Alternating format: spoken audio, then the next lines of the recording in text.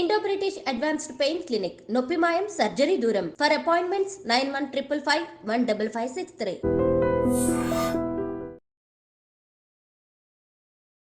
చాలా మంది డైట్ అనగానే ఇప్పుడు ఈ మధ్య కాలంలో ఇంటర్మీడియట్ ఫాస్టింగ్ అని చెప్పి చేస్తున్నారు. నిజంగా అది కరెక్టే అంటారా? అది చేయడం వల్ల నిజంగా యూజ్ ఏంటి? ఇంటర్మీడియట్ ఫాస్టింగ్ చేయడం వల్ల ఇండైరెక్ట్ గా జరిగేది ఏంటి అంటే క్యాలరీ రెస్ట్రిక్షన్. కొన్ని గంటలే తింటాం కాబట్టి డేలో ఇన్ఫ్లమేషన్ ఎక్కువ ఉన్న వాళ్ళు, ఆల్రెడీ డిసీజెస్ ఉన్న వాళ్ళు డాక్టర్స్ అసిస్టెన్స్ తో గానీ లేకపోతే న్యూట్రిషనిస్ట్ అసిస్టెన్స్ తో గానీ చేయాలి. చాలా మంది లిక్విడ్ డైట్ అని చెప్పి మొత్తం న్యూట్రిషన్ ఫుడ్ మొత్తం పక్కన పెట్టేసి ఓన్లీ లిక్విడ్స్ లాగానే డైట్ చేస్తుంటారు. ఇది కరెక్ట్ అయిన పద్ధతి అంటారా? బియాండ్ 3 days లాంగ్ ఫాస్ట్ అలా చేసినప్పుడు మనకి బాడీలో స్టెమ్ సెల్స్ అని ఉంటాయి.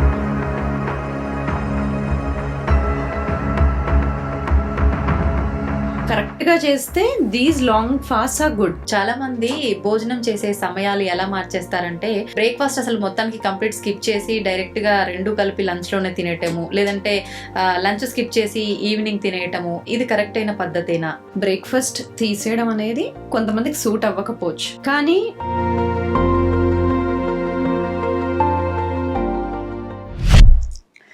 నమస్కారం, welcome to I dream. Health talks with Vijitha కార్యక్రమానికి స్వాగతం.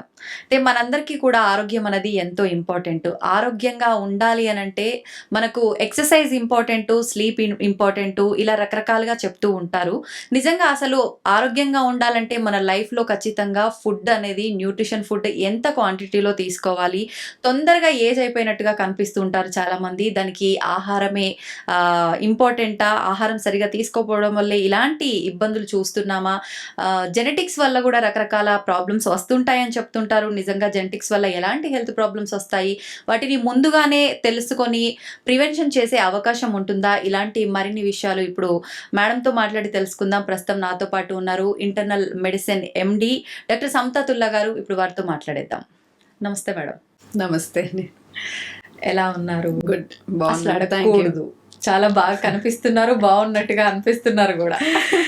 అలా ఫీల్ అవ్వాలి కూడా, అలా కనిపించాలి కూడా, రెండు. కానీ అందరికీ సాధ్యపడుతుందంటారా? ఇలా అనుకుంటే అవ్వంది ఏమన్నా ఉంటుందా? సాధ్యమని నేను అనుకుంటున్నా. ఓకే. అయితే నేను తీసుకున్న టాపిక్ ఏంటంటే, ఈ మధ్య కాలంలో మీ వీడియోస్లో మీ మాటల్లో ఎక్కువగా హెల్త్ ఏజింగ్ అని చెప్పి వినిపిస్తోంది. అసలు అంటే ఏంటి? అది నిజంగా ఈ మోడర్న్ లైఫ్ స్టైల్లో సాధ్యపడే విషయమేనా? హెల్తీ ఏజింగ్ అంటే మనకి హిస్టరీ ఆఫ్ క్యాన్సర్స్ కానీ, ఇంట్లో హిస్టరీ ఆఫ్ హార్ట్ డిసీజ్ కానీ, డయాబెటీస్ కానీ ఏది లేదు అని అనుకొని, అంటే ఇష్టం ఉన్నట్టుగా తినేయడము, లేకపోతే ప్రాసెస్ ఫుడ్స్ తినేయడము, ఎక్సర్సైజ్ చేయకపోవడము 20s వరకు అలా బాగుంటుంది. కానీ దాని తర్వాత జెనెటిక్స్ ఎంత స్ట్రాంగ్గా ఉన్నా కూడా ఎపిజెనెటిక్స్ అంటాం, అంటే మన లైఫ్ స్టైల్, మన చుట్టూ ఉండే టాక్సిన్స్, పొల్యూటన్స్ అవి ఉన్నప్పుడు రిస్క్ మనకు ఆటోమేటిక్గా అన్ని లైఫ్ స్టైల్ డిసీజెస్కి పెరిగిపోతుంది. అందుకని ఇప్పుడున్న మోడర్న్ లైఫ్ స్టైల్కి కూడా, అంటే స్ట్రెస్ఫుల్ జాబ్స్ కానీ, లేకపోతే సెడెంటరీ జాబ్స్, ఎక్కువ కూర్చొని వర్క్ చేస్తాము, స్లీప్ సరిగ్గా ఉండదు, మన టైమింగ్కి అగెయిన్స్ట్గా వర్క్ చేస్తాము, ఇలాంటివన్నీ ఉన్నప్పుడు, modern changes in life style ఉన్నప్పుడు risk of any disease is high.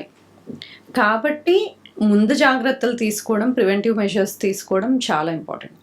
Okay, ఎలాంటి జాగ్రత్తలు ముందుగా? జాగ్రత్తలు అన్నప్పుడు ఎనీ డిసీజ్ ఏదైనా రాకుండా ఉండడానికి ఈ 4 things చాలా ముఖ్యం. ఇప్పుడు నేను చెప్పబోయేవి: 1, స్ట్రెస్ని తగ్గించుకోవడం; 2, స్లీప్ కరెక్ట్గా మెయింటైన్ చేసుకోవడం, హైజీనిక్గా 7 to 8 hours per day; movement, day అంతా యాక్టివ్గా ఉండడం, అంటే లేచి నడవడం, తిరగడం; ఎక్సర్సైజ్ అండ్ న్యూట్రిషన్.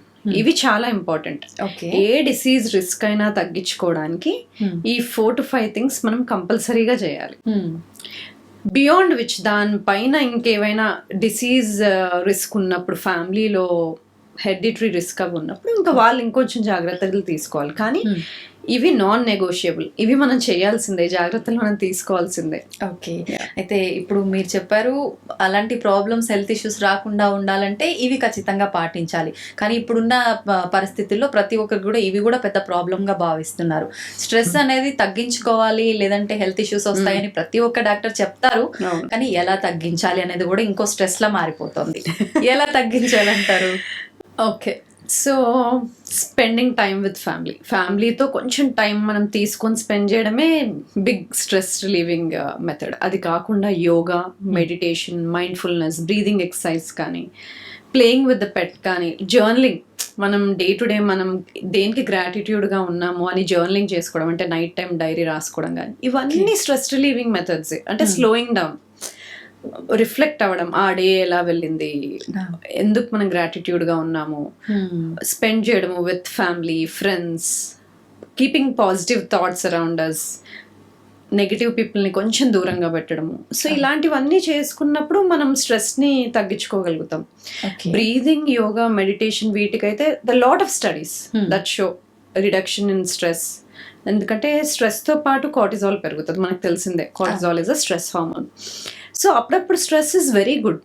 అంటే దానివల్ల మనం టాస్క్ ఏదైనా ఉన్నప్పుడు ఫినిష్ చేస్తాము, ఫాస్ట్గా ఫినిష్ చేస్తాము, అలర్ట్గా ఉంటాము. సో ఆ టైంలో ఇట్స్ గుడ్. కానీ స్ట్రెస్ కంటిన్యూస్గా ఉండకూడదు, ఎందుకంటే అది ఫైట్ మోడ్లో ఉంటాం కదా. ఆ టైంలో కొంచెం బ్లడ్ షుగర్, బ్లడ్ ప్రెషర్ ఇవన్నీ కూడా పెరుగుతాయి. సో ఆ స్ట్రెస్ రావాలి, ఆ టాస్క్ అకంప్లిష్ అవ్వాలి, స్ట్రెస్ తగ్గిపోవాలి. కానీ మనం కంటిన్యూస్ స్ట్రెస్సెస్ తీసుకుంటూ ఉంటే మైక్రో డోస్లో మినీ స్ట్రెస్సెస్, లైక్ ఇప్పుడు నాకేమైనా ఫోన్స్ వస్తున్నాయేమో, మెసేజెస్ వస్తున్నాయేమో, ఏమైనా మిస్ అవుతున్నానేమో, క్లినిక్ నుండి కాల్స్ వస్తున్నాయేమో, ఇలాంటివన్నీ మైక్రో డోసెస్ ఆఫ్ స్ట్రెస్సెస్ అనమాట. ఆ టైంలో కూడా మైక్రో ఎరప్షన్స్ ఇన్ కార్టిసాల్, కొంచెం కొంచెం కార్టిసాల్ రైజ్ అవుతూ ఉంటుంది.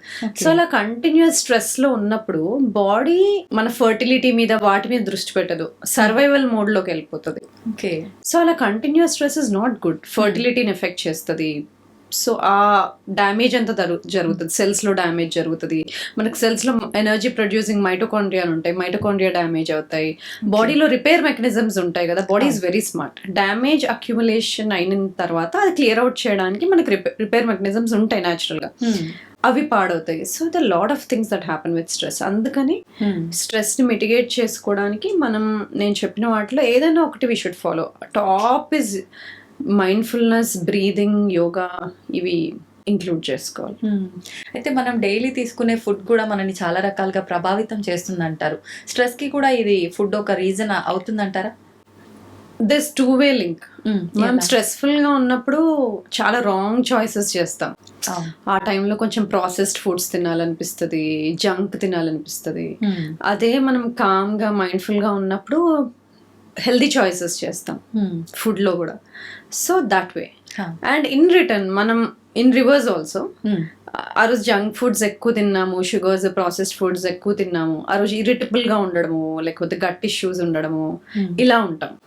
అదే మైండ్ఫుల్గా కూర్చొని ఫోన్ లేకుండా హెల్దీగా తిన్నప్పుడు we are more alert, energy levels crash అవ్వడము, అలాంటివన్నీ ఉండవు. So it's both way. Gut brain axis అంటాం కదా, గట్ బ్రెయిన్ని ఇన్ఫ్లుయెన్స్ చేస్తుంది, బ్రెయిన్ గట్ని ఇన్ఫ్లుయెన్స్ చేస్తుంది.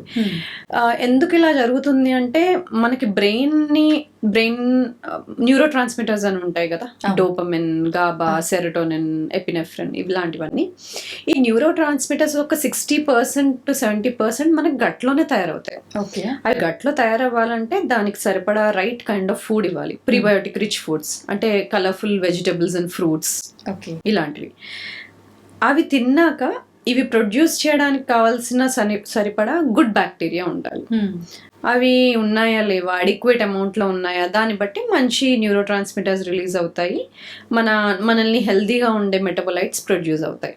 Like short chain fatty acids అంటాం, వెరీ ఇంపార్టెంట్, బ్యూట్రేట్, అసిటేట్, ఇలాంటివి, ప్రోపియోనేట్, ఇలాంటివి హెల్దీ ప్రోడక్ట్స్.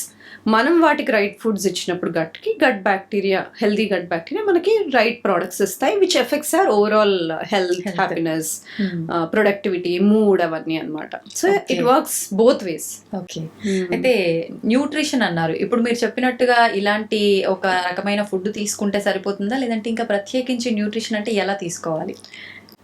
న్యూట్రిషన్ ఎలా తీసుకోవాలనేది సాధారణంగా అడిగే క్వశ్చన్ ఇది. దీనికి సింపుల్ ఆన్సర్ ఏంటి అంటే, మనం ఏజ్ పెరుగుతున్న కొద్దీ మన ఫుడ్లో నుండి న్యూట్రియంట్ అబ్జార్ప్షన్ తగ్గిపోతుంది.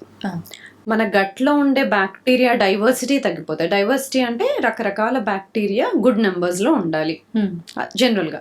కానీ ఏజ్ పెరుగుతున్నప్పుడు ఆ మైక్రోబియల్ డైవర్సిటీ న్యాచురల్గానే తగ్గుతుంది. న్యూట్రియంట్ అబ్జార్ప్షన్, ఫుడ్లో నుండి ఆ న్యూట్రియంట్ లాగే కెపాసిటీ కూడా తగ్గుతుంది. సో అలాంటప్పుడు మనము ఫర్మెంటెడ్ ఫుడ్స్ ఎక్కువగా తినాలి, ఫైబర్ రిచ్ ఫుడ్స్ ఎక్కువగా తినాలి. ఈ రెండు ఎక్కువగా తినాలి ఏజ్ అవుతూ ఉంటే. అంటే ఏంటి ఫైబర్ రిచ్ ఫుడ్స్ అంటే ఏంటి? పీచ్ తో కూడిన ఫ్రూట్స్ అండ్ వెజిటబుల్స్. కలర్ఫుల్. ఎందుకు కలర్ఫుల్ అంటే different colours of vegetables and fruits లో డిఫరెంట్ పాలిఫెనాల్స్ ఉంటాయి. పాలిఫెనాల్స్ అంటే యాంటీ ఆక్సిడెంట్ రిచ్ ఫుడ్స్. అంటే మన బాడీని ఒక ప్రొటెక్ట్ చేసే ఫుడ్ కెమికల్స్ అనేది రాంగ్ వర్డ్.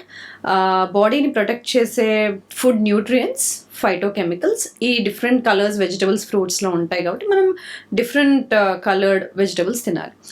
వాటితో పాటు ప్రోటీన్ ఇంక్రీజ్ చేయాలి. ఎందుకు? 30 years దాటిన తర్వాత every year we lose at least 1% body mass, muscle తగ్గిపోతూ ఉంటుంది. సో మనం ప్రోటీన్ పెంచుకుంటూ వెళ్ళాలి, ఫైబర్ పెంచుకుంటూ వెళ్ళాలి, కార్బ్స్ కొంచెం తగ్గించుకుంటూ వెళ్ళాలి. దేని నుండి వచ్చే కార్బ్స్? గ్రెయిన్స్ నుండి వచ్చే కార్బ్స్. కార్బ్స్ తగ్గించడము అనగానే మనకి దుంపలు ఇవన్నీ తగ్గించేసేయడం కాదు. ఓవరాల్ గా నో కార్బోహైడ్రేట్ డైట్ కూడా మంచిది కాదు మిడ్ 20s to 40s లో ఉన్న వాళ్ళకి. బట్ ఏజ్ పెరుగుతున్నప్పుడు 40s, 50s, 60s అప్పుడు ప్రోటీన్ ని పెంచాలి. అంటే ఆ టైంకి మనం 1.2 to 1.6 gram per kg body weight of protein ఇవ్వాలి బాడీకి. Okay.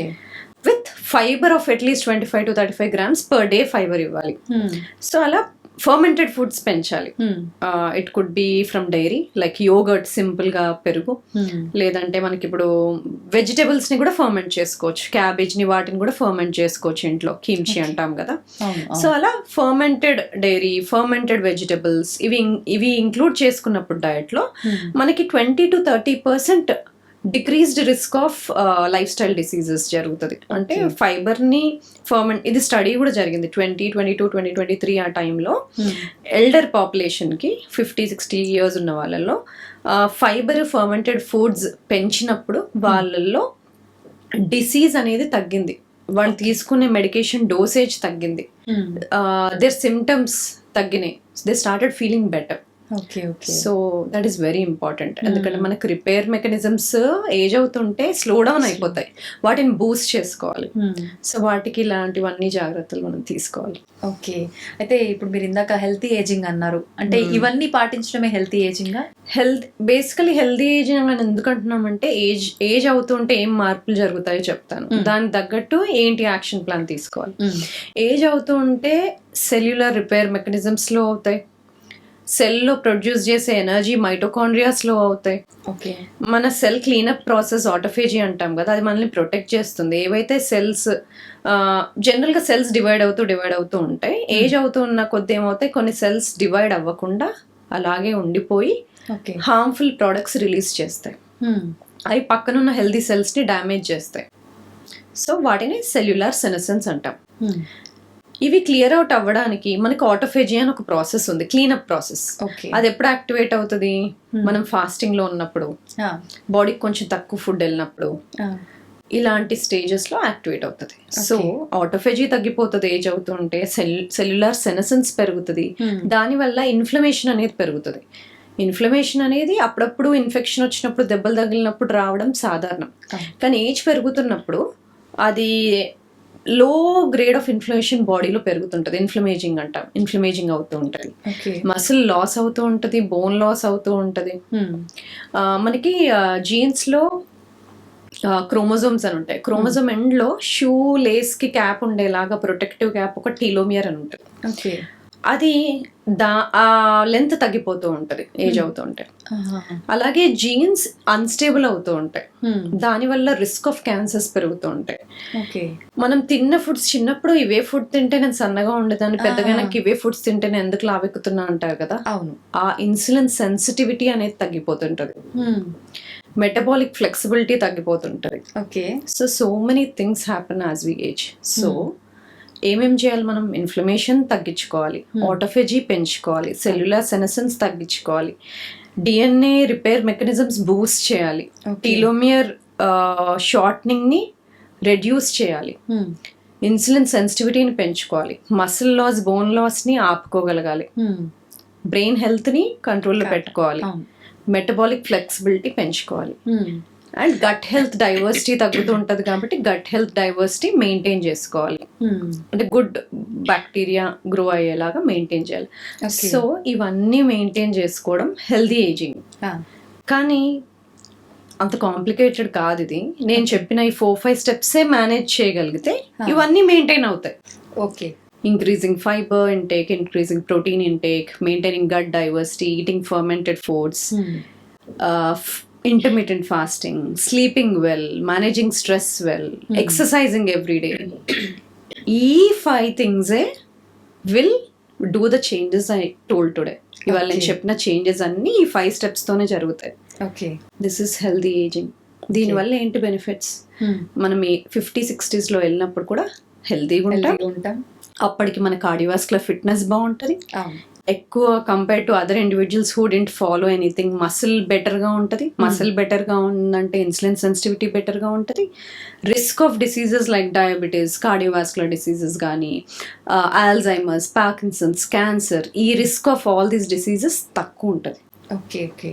So that is the concept of healthy ageing, preventing age related diseases from happening sooner. Okay, this is nothing but మన బయలాజికల్ ఏజ్ని స్లో డౌన్ చేసుకోవడం అని కూడా అనొచ్చు. ఏజ్తో కూడుకునే జబ్బులు రాకుండా ఉండేలాగా చూసుకోవడం, ఆర్ కుదిరినంత వరకు మనం డిలే చేసుకోగలిగేదాన్ని స్లోయింగ్ ఏజింగ్ ప్రాసెస్ అంటాం. ఓకే, కానీ స్లోయింగ్ ఏజింగ్ ప్రాసెస్ అనగానే పైపైన కనిపించే ఏజింగ్ ప్రాసెస్ కాదు. పైపైన కనిపించేవి ఫైన్ లైన్స్, వ్రింకిల్స్, ఇవన్నీ సూపర్ఫిషియల్. కానీ ఇంటర్నల్గా ఏజ్ అవుతూ ఉంటే జరిగేవేంటి? ఆల్బ్యూమిన్ తగ్గిపోతూ ఉండడము, మన లివర్ ఎంజైమ్స్ పెరగడము, ఇన్ఫ్లమేషన్ పెరగడము, సిఆర్పి పెరగడము, లేదంటే ట్రైగ్లిజరైడ్స్, ఎల్డిఎల్ పెరగడము, టిఎస్హెచ్ పెరగడము, ఇలాంటి హార్మోన్స్ తగ్గిపోవడము, ఇలాంటివన్నీ మనం లోపల ఆప్టిమైజ్ చేసుకోవాలి. దీన్నే స్లోయింగ్ డౌన్ ఏజింగ్ ప్రాసెస్ అనొచ్చు, హెల్దీ ఏజింగ్ అనొచ్చు, హెల్త్ ఆప్టిమైజేషన్ అనొచ్చు. ఏ వర్డ్ పెట్టి యూజ్ చేసినా నేను ఇంతకుముందు చెప్పినట్టు మన ఏజింగ్ లో జరిగే స్టెప్స్ ని మనం రివర్స్ చేసుకోవడం, బ్యాలెన్స్ చేసుకోవడం హెల్దీ ఏజింగ్. ఓకే, అయితే ఇప్పుడు చాలా మంది, ఇప్పుడు మీరు చెప్పారు ఇవి ఈ రకంగా తీసుకోవాలి, ఫైబర్, ప్రోటీన్ బ్యాలెన్స్డ్గా ఉండాలని అని చెప్పి. కానీ చాలా మంది డైట్ పేరుతో అసలు ఇవన్నీ తీసుకోవడమే స్కిప్ చేస్తూ ఉంటారు. అటువంటప్పుడు నిజంగా వాళ్ళకి ఎలాంటి హెల్త్ ఎఫెక్ట్ అయ్యే అవకాశం ఉంటుందంటారు? అంటే డైట్ నేమ్ చెప్పగానే దాంట్లో ఏం లేవో తెలుస్తుంది, కానీ దాంట్లో ఏది ఉందో తెలియదు. ఫర్ ఎగ్జాంపుల్ వెజిటేరియన్ అంటే వాళ్ళు నాన్ వెజ్ తీసుకోరు అనే తెలుసు, కానీ వాళ్ళు ఏం తింటున్నారో తెలీదు. వెజ్ అనగానే వాళ్ళు కూరగాయలు ఎక్కువ తింటున్నారా, రిఫైన్డ్ ఫుడ్స్ తింటున్నారా, రైస్ ఎక్కువ తింటున్నారా, పిజ్జాలు ఎక్కువ తింటున్నారా, రిఫైన్డ్ ఫుడ్స్ ఎక్కువ తింటున్నారా, అవి తెలీదు. సో ఈ ఇంటర్వ్యూ జరిగినంతసేపు బీయింగ్ వెజిటేరియన్ అంటే లెట్స్ అజ్యూమ్ వాళ్ళు ఎక్కువ ప్లాంట్స్, ఎక్కువ వెజిటబుల్స్ తింటున్నారు, ఎక్కువ ఫ్రూట్స్ తింటున్నారు అని అనుకుందాం. That is a healthy vegetarian diet. There are benefits. ఇలా హెల్దీ వెజిటేరియన్ డయట్ తీసుకున్న వాళ్ళలో ఇన్ఫ్లమేషన్ తక్కువ ఉంటుంది, but they are at risk for 2 common deficiencies, omega-3, B12. That should be, అది సప్లిమెంట్ చేసుకోగలగాలి. ఓకే. అదే నాన్ వెజిటేరియన్స్ అన్నప్పుడు వాళ్ళు నాన్ వెజ్ కూడా తింటారని తెలుసు, కానీ వెజిటబుల్స్ తింటారా లేదా తెలియదు. Let's assume they're eating a healthy non vegetarian diet. By healthy non vegetarian diet నా మీనింగ్ ఏంటంటే 60% of the times they eat lot of vegetables but they also add non veg అని అనుకుందాం. వాళ్ళల్లో omega-3 డెఫిషియన్సీ రిస్క్ తక్కువ ఉంటుంది, B12 deficiency risk తక్కువ ఉంటుంది. కానీ వాళ్ళకి ప్లాంట్స్ ఎక్కువ తీసుకోకపోతే ఫైటోన్యూట్రియన్స్ రావు. సో నాన్ వెజిటేరియన్ ఉండి కూడా నువ్వు ప్లాంట్స్ బాగా తీసుకోకపోతే, వెజిటబుల్స్, ఫ్రూట్స్ ఎక్కువ తీసుకోకపోతే, 50-60% తీసుకోకపోతే ఫైటోన్యూట్రియన్స్, పాలిఫెనాల్స్ ఇవి రావు. మనం వెజిటేరియన్ ఉండి హెల్దీగా వెజిటేరియన్ తీసుకుంటూ ఉంటే that's little risk of B12, omega-3 that can be supplemented. Okay. So that's why balance చేసుకోవడం ఇంపార్టెంట్. ఇఫ్ మనం 2 తినగలిగితే రెండిటికి బ్యాలెన్స్ ఉండాలి, కానీ దాంట్లో ప్లాంట్ బేస్డ్ ఫుడ్స్ ఎక్కువ ఉండాలి. ఓకే. అసలు చాలా మంది డైట్ అనగానే ఇప్పుడు ఈ మధ్య కాలంలో ఇంటర్మీడియట్ ఫాస్టింగ్ అని చెప్పి చేస్తున్నారు. నిజంగా అది కరెక్టే అంటారా? అది చేయడం వల్ల నిజంగా యూజ్ ఏంటి? ఇంటర్మీడియట్ ఫాస్టింగ్ చేయడం వల్ల ఇండైరెక్ట్గా జరిగేది ఏంటి అంటే క్యాలరీ రెస్ట్రిక్షన్. అంటే కొన్ని గంటలే తింటాం కాబట్టి డేలో కొంచెం క్యాలరీస్ తగ్గి తీసుకుంటాం. కానీ తినే టైంలో ఇంటర్మీడియట్ ఫాస్టింగ్ చేస్తున్న వాళ్ళు అది హెల్తీగా చేస్తున్నారని ఎలా తెలియాలి? అంటే తినే టైంలో ఓకే లెట్స్ అజ్యూమ్ తినే టైంలో వాళ్ళు హెల్తీగా తింటున్నారు, మంచి నట్స్, వెజిటేబుల్స్, లెంటిల్స్, పప్పులు ఇవన్నీ బాగా తింటున్నారు అనుకోండి, ఇట్ ఈస్ నాట్ హార్మ్ఫుల్. ఎందుకంటే ఇంతకుముందు మాట్లాడుకున్నాం కదా, బాడీలో మనకు ఒక క్లీనప్ ప్రాసెస్ ఉంటుంది, చెక్ సిస్టమ్ ఉంటుంది, ఆటోఫేజీ అని. ఆటోఫేజీ స్టిమ్యులేట్ అవుతుంది ఇంటర్మీడియట్ ఫాస్టింగ్ చేసినప్పుడు, విచ్ ఇస్ ఇంపార్టెంట్. ఎందుకంటే అది మనకి డిసీజ్ రిస్క్ నుండి కాపాడుతుంది, డిసీజెస్ వచ్చే రిస్క్ తగ్గుతుంది. ఓకే, కాబట్టి ఇంటర్మీడియట్ ఫాస్టింగ్ కరెక్ట్గా చేసినప్పుడు తినే టైంలో న్యూట్రియంట్ ఫుడ్స్, రిచ్ ఫుడ్స్ తీసుకున్నప్పుడు it is good for us. Okay, కానీ ఇన్ఫ్లమేషన్ ఎక్కువ ఉన్న వాళ్ళు, ఆల్రెడీ డిసీజెస్ ఉన్న వాళ్ళు డాక్టర్స్ అసిస్టెన్స్తో కానీ లేకపోతే న్యూట్రిషనిస్ట్ అసిస్టెన్స్తో కానీ చేయాలి. ఓకే, ఎందుకంటే సడన్గా ఇంటర్మీడియట్ ఫాస్టింగ్ మంచిదన్నాం కదా అని high diabetes, high blood sugars పెట్టుకొని సడన్గా 1 fine day లాంగ్ ఫాస్టింగ్ చేసేస్తే body might not suit, might not be flexible. అంటే మనకి మెటబాలిక్ ఫ్లెక్సిబిలిటీ అని ఒక కాన్సెప్ట్ ఉంది. అంటే బాడీ ఎనర్జీని కార్బ్స్ నుండి, మనం తినే కార్బ్స్ నుండి తీసుకోగలగాలి. మనకి బాడీకి ఫుడ్ ఏమీ లేనప్పుడు మన బాడీ ఫ్యాట్ ఉంటుంది కదా, అందులో నుండి కూడా ఎనర్జీ రాగలగాలి. అలా బాడీ 2 స్విచ్ల్ని యూజ్ చేసి, 2 ఫ్యూయల్ సిస్టమ్స్ని యూజ్ చేసి ఎనర్జీ ప్రొడ్యూస్ చేస్తే మనం గుడ్ మెటబాలిక్ ఫ్లెక్సిబిలిటీ ఉన్నట్టు. ఓకే, లేదు అంటే నేను అస్సలు కొంతమంది అంటారు నేను అసలు ఫాస్టింగ్ చేయలేనండి, నేను ఉండలేను, తినాల్సిందే, నేను అస్సలు ఉండలేను అంటారు. దట్ మీన్స్ వాళ్ళకి మెటబాలిక్ ఫ్లెక్సిబిలిటీ లేదు. ఓకే, సో ఇంటర్మీడియట్ ఫాస్టింగ్ ఎప్పుడైనా స్లోగా ఇంట్రడ్యూస్ చేయాలి. Every week or every month number of hours 1 hour అలా ఇంక్రీజ్ చేసుకోవాలి, సడన్ గా చేయకుండా. అప్పుడు ఏమవుతుందంటే మెటబాలిక్ ఫ్లెక్సిబిలిటీ పెరిగి ఇన్సులిన్ సెన్సిటివిటీ వస్తుంది బాడీకి. ఇన్సులిన్ సెన్సిటివిటీ అంటే మీరు ఏ ఫుడ్ తిన్నా కూడా ఇన్సులిన్ బాగా పనిచేసి, తక్కువ డోస్లో పనిచేసి బ్లడ్లో తొందరగా ఎక్కువ షుగర్ పెరగకుండా ఆ బ్లడ్లో ఉన్న గ్లూకోజ్ని బాడీ యూజ్ చేసుకునేలాగా చేస్తుంది. Okay, this is insulin sensitivity. Okay, so metabolic flexibility, insulin sensitivity improve అవ్వాలి అంటే ఇంటర్మీడియట్ ఫాస్టింగ్ని కరెక్ట్గా లో డోస్లో స్లోగా స్ట్రాటజిక్గా ఇంక్లూడ్ చేసుకోవాలి లైఫ్ స్టైల్లో. మనకి ఎలా సూట్ అవుతుందో చూసి దాన్ని కరెక్ట్ గా ప్లాన్ చేసుకోవాలి. అవును, అండ్ తినే టైంలో న్యూట్రియంట్ రిచ్ ఫుడ్ తీసుకోవాలి. ఓకే, అయితే మనం ఎన్ని అవర్స్ తినకుండా ఉంటున్నామో చూసి తినే సమయంలో కరెక్ట్ న్యూట్రిషన్ ఫుడ్ తీసుకోవాలి. కానీ చాలా మంది లిక్విడ్ డైట్ అని చెప్పి మొత్తం న్యూట్రిషన్ ఫుడ్ మొత్తం పక్కన పెట్టేసి ఓన్లీ లిక్విడ్స్ లాగానే డైట్ చేస్తుంటారు. ఇది కరెక్ట్ అయిన పద్ధతి అంటారా? ఆల్రెడీ ఇంటర్మీడియట్ ఫాస్టింగ్ అలవాటు ఉన్న వాళ్ళు 16 hours 18 hours చాలా ఈజీగా చేసేసే వాళ్ళు లాంగ్ ఫాస్ట్ చేస్తారు. 24 hours 48 hours 36 hours. ఆ టైంలో డిఫరెంట్ టైప్స్ ఆఫ్ ఫాస్ట్ ఉంటాయి. డ్రై ఫాస్ట్ ఉంటుంది, వాటర్ ఓన్లీ ఫాస్ట్ ఉంటుంది. అది నేను అన్నట్టు సడన్గా చేయకుండా అలవాటు ఉన్న వాళ్ళు స్లోగా చేస్తారు. ఓకే, అప్పుడు it is not actually it is good. కరెక్ట్గా చేస్తే these long fast are good. ఎందుకంటే beyond 48 hours, beyond 3 days long fast అలా చేసినప్పుడు మనకి బాడీలో స్టెమ్ సెల్స్ అని ఉంటాయి. న్యాచురల్గా అవి తగ్గిపోతాయి, మన ఏజ్ పెరుగుతూ ఉంటే తగ్గిపోతాయి. స్టెమ్ సెల్ అంటే ఏంటి, దానికి ఒక రీజనరేటివ్ కెపాసిటీ ఉంటుంది. అంటే బాడీలో ఏ సెల్గా అయినా మారే శక్తి ఉంటుంది. సో ఆ స్టెమ్ సెల్స్ బూస్ట్ అవ్వాలి అంటే లాంగ్ ఫాస్ట్ చేస్తేనే అవుతుంది న్యాచురల్గా. కానీ సడన్గా చేయకూడదు, అలాగా అలవాటు ఉండాలి, బాడీకి అలవాటు చేయాలి, స్లోగా ఫాస్టింగ్ ఇంక్రీజ్ చేయాలి ఫాస్టింగ్ విండోని. సో కరెక్ట్గా ఏవైనా ఇవన్నీ స్ట్రెస్సర్స్ అంటాం. క్యాలరీ రెస్ట్రిక్షన్ కానీ, ఇంటర్మీడియట్ ఫాస్టింగ్ కానీ, ఎక్సర్సైజ్ కానీ, ఇవన్నీ స్ట్రెస్సర్స్. ఈ స్ట్రెస్సర్స్ అనేవి కరెక్ట్ డోసేజెస్లో ఇవ్వాలి బాడీకి. ఆ డోసేజ్ ఎక్కువైనా తక్కువైనా రెండు డేంజరస్. ఇప్పుడు ఇది గైడెన్స్ తో చేసుకోవాలి. అంటే డాక్టర్ గైడెన్స్ లేకుండా ఇవి చేసేటప్పుడు నిజంగా మనకు ఎలా తెలుస్తుంది ఇది మనకు సూట్ అయింది కాలేదు అని చెప్పి? ఎలా తెలుస్తుంది సూట్ అయింది కాలేదు అనేది? మీకు 24 to 48 hours ఫాస్ట్ చేశారు. చేస్తున్నప్పుడు సివియర్ డిజీనెస్ రావడం కానీ, అంటే బ్లడ్ ప్రెషర్ చాలా లో అయిపోయి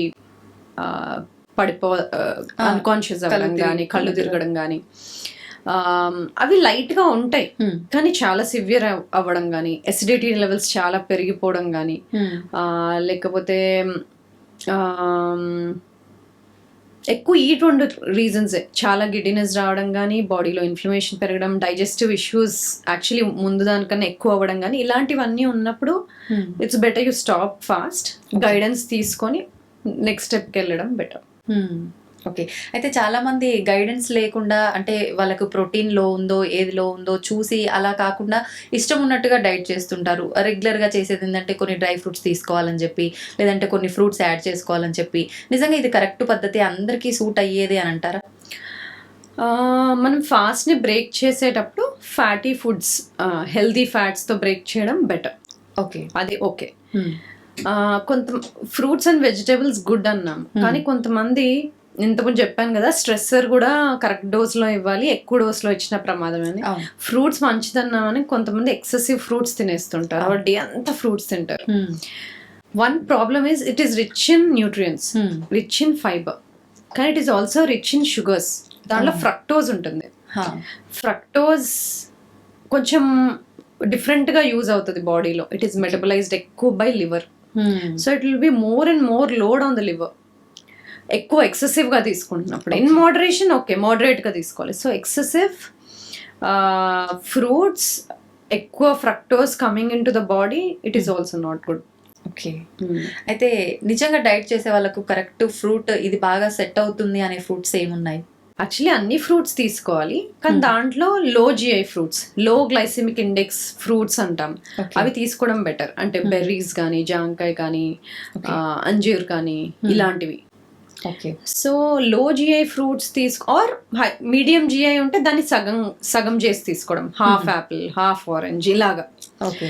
సో అలాగే ఇంకొక స్ట్రాటజీ ఏంటంటే, ఈ ఫ్రూట్ ని కనుక మనం హెల్దీ ఫ్యాట్స్ తో తీసుకున్నప్పుడు గ్లూకోజ్ అంత ఎక్కువ స్పైక్ అవ్వదు.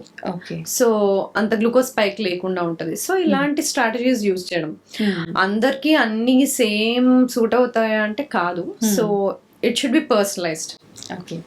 అయితే చాలా మంది వెయిట్ లాస్ అవ్వాలని చెప్పి, స్లిమ్ గా ఉండాలని చెప్పి వాళ్ళకి వాళ్ళు డిసైడ్ అయిపోయి కొన్ని రకాలుగా డైట్ చేస్తూ ఉంటారు. ఎంత బ్యాలెన్స్ చేద్దామని చూసినా వెయిట్ ఇంకా పెరుగుతూ ఉంటారు కొంతమంది, లేదంటే కొంతమంది అసలు ఏ మాత్రం కూడా తగ్గకుండా అలానే ఉండిపోతుంటారు ఎన్ని నెలలు చేసినా కూడా. ఇలాంటివి ఎందుకు జరుగుతూ ఉంటాయి అంటారు సహజంగా? మేబీ హార్మోనల్ ప్రాబ్లమ్స్ అయి ఉంటాయి, లేకపోతే వాళ్ళకి హై ఇన్ఫ్లమేషన్ ఉండి ఉంటుంది, లేదు అంటే దే ఆర్ నాట్ ఎక్సర్సైజ్ లేకపోయి ఉంటుంది బాడీకి. సో లేకపోతే వాళ్ళకి గట్ హెల్త్ మంచిగా ఉండదు. సో ఇలాంటి, ఆర్ వాళ్ళ స్లీప్ సైకిల్ బాగుండి ఉండదు, అడిక్వేట్ స్లీప్ లేకపోయినా కూడా వెయిట్ లాస్ అవ్వం సమ్ టైమ్, ఆర్ స్ట్రెస్ ఎక్కువ ఉంటుంది. సో అన్ని బ్యాలెన్స్ చేయకుండా ఉట్టి ఫుడ్ మీద కాన్సన్ట్రేట్ చేసినా రిజల్ట్స్ రావు.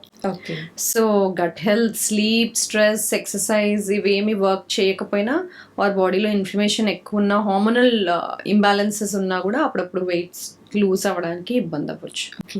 అయితే చాలా మందిలో హెల్త్ ఇష్యూస్, ఇందాక మనం మాట్లాడుకుంటున్నట్టుగా రకరకాల హెల్త్ ఇష్యూస్ వస్తుంటాయి ఏజ్ పెరిగే కొద్ది కానీ, లేదంటే చిన్న చిన్న పిల్లల్లో కూడా చూస్తూ ఉంటాం. ఆహారపు అలవాట్లు కరెక్ట్గా ఉన్నా కూడా జెనెటిక్స్ పరంగా కూడా వచ్చే అవకాశం ఉంటుందని చెప్పి అంటుంటారు కదా. ఇవి ముందుగానే రాకుండా ఉండాలి అని అంటే, ప్రివెంట్ చేసుకోవాలంటే అవకాశం ఉందంటారా? డెఫినెట్లీ. మనం దాన్ని పర్సనలైజ్డ్ ప్రివెన్షన్ అంటాం. దీనికి ఒక ఎగ్జాంపుల్ తీసుకుందాం. లివర్ని just take an example. Liver job ఏంటి?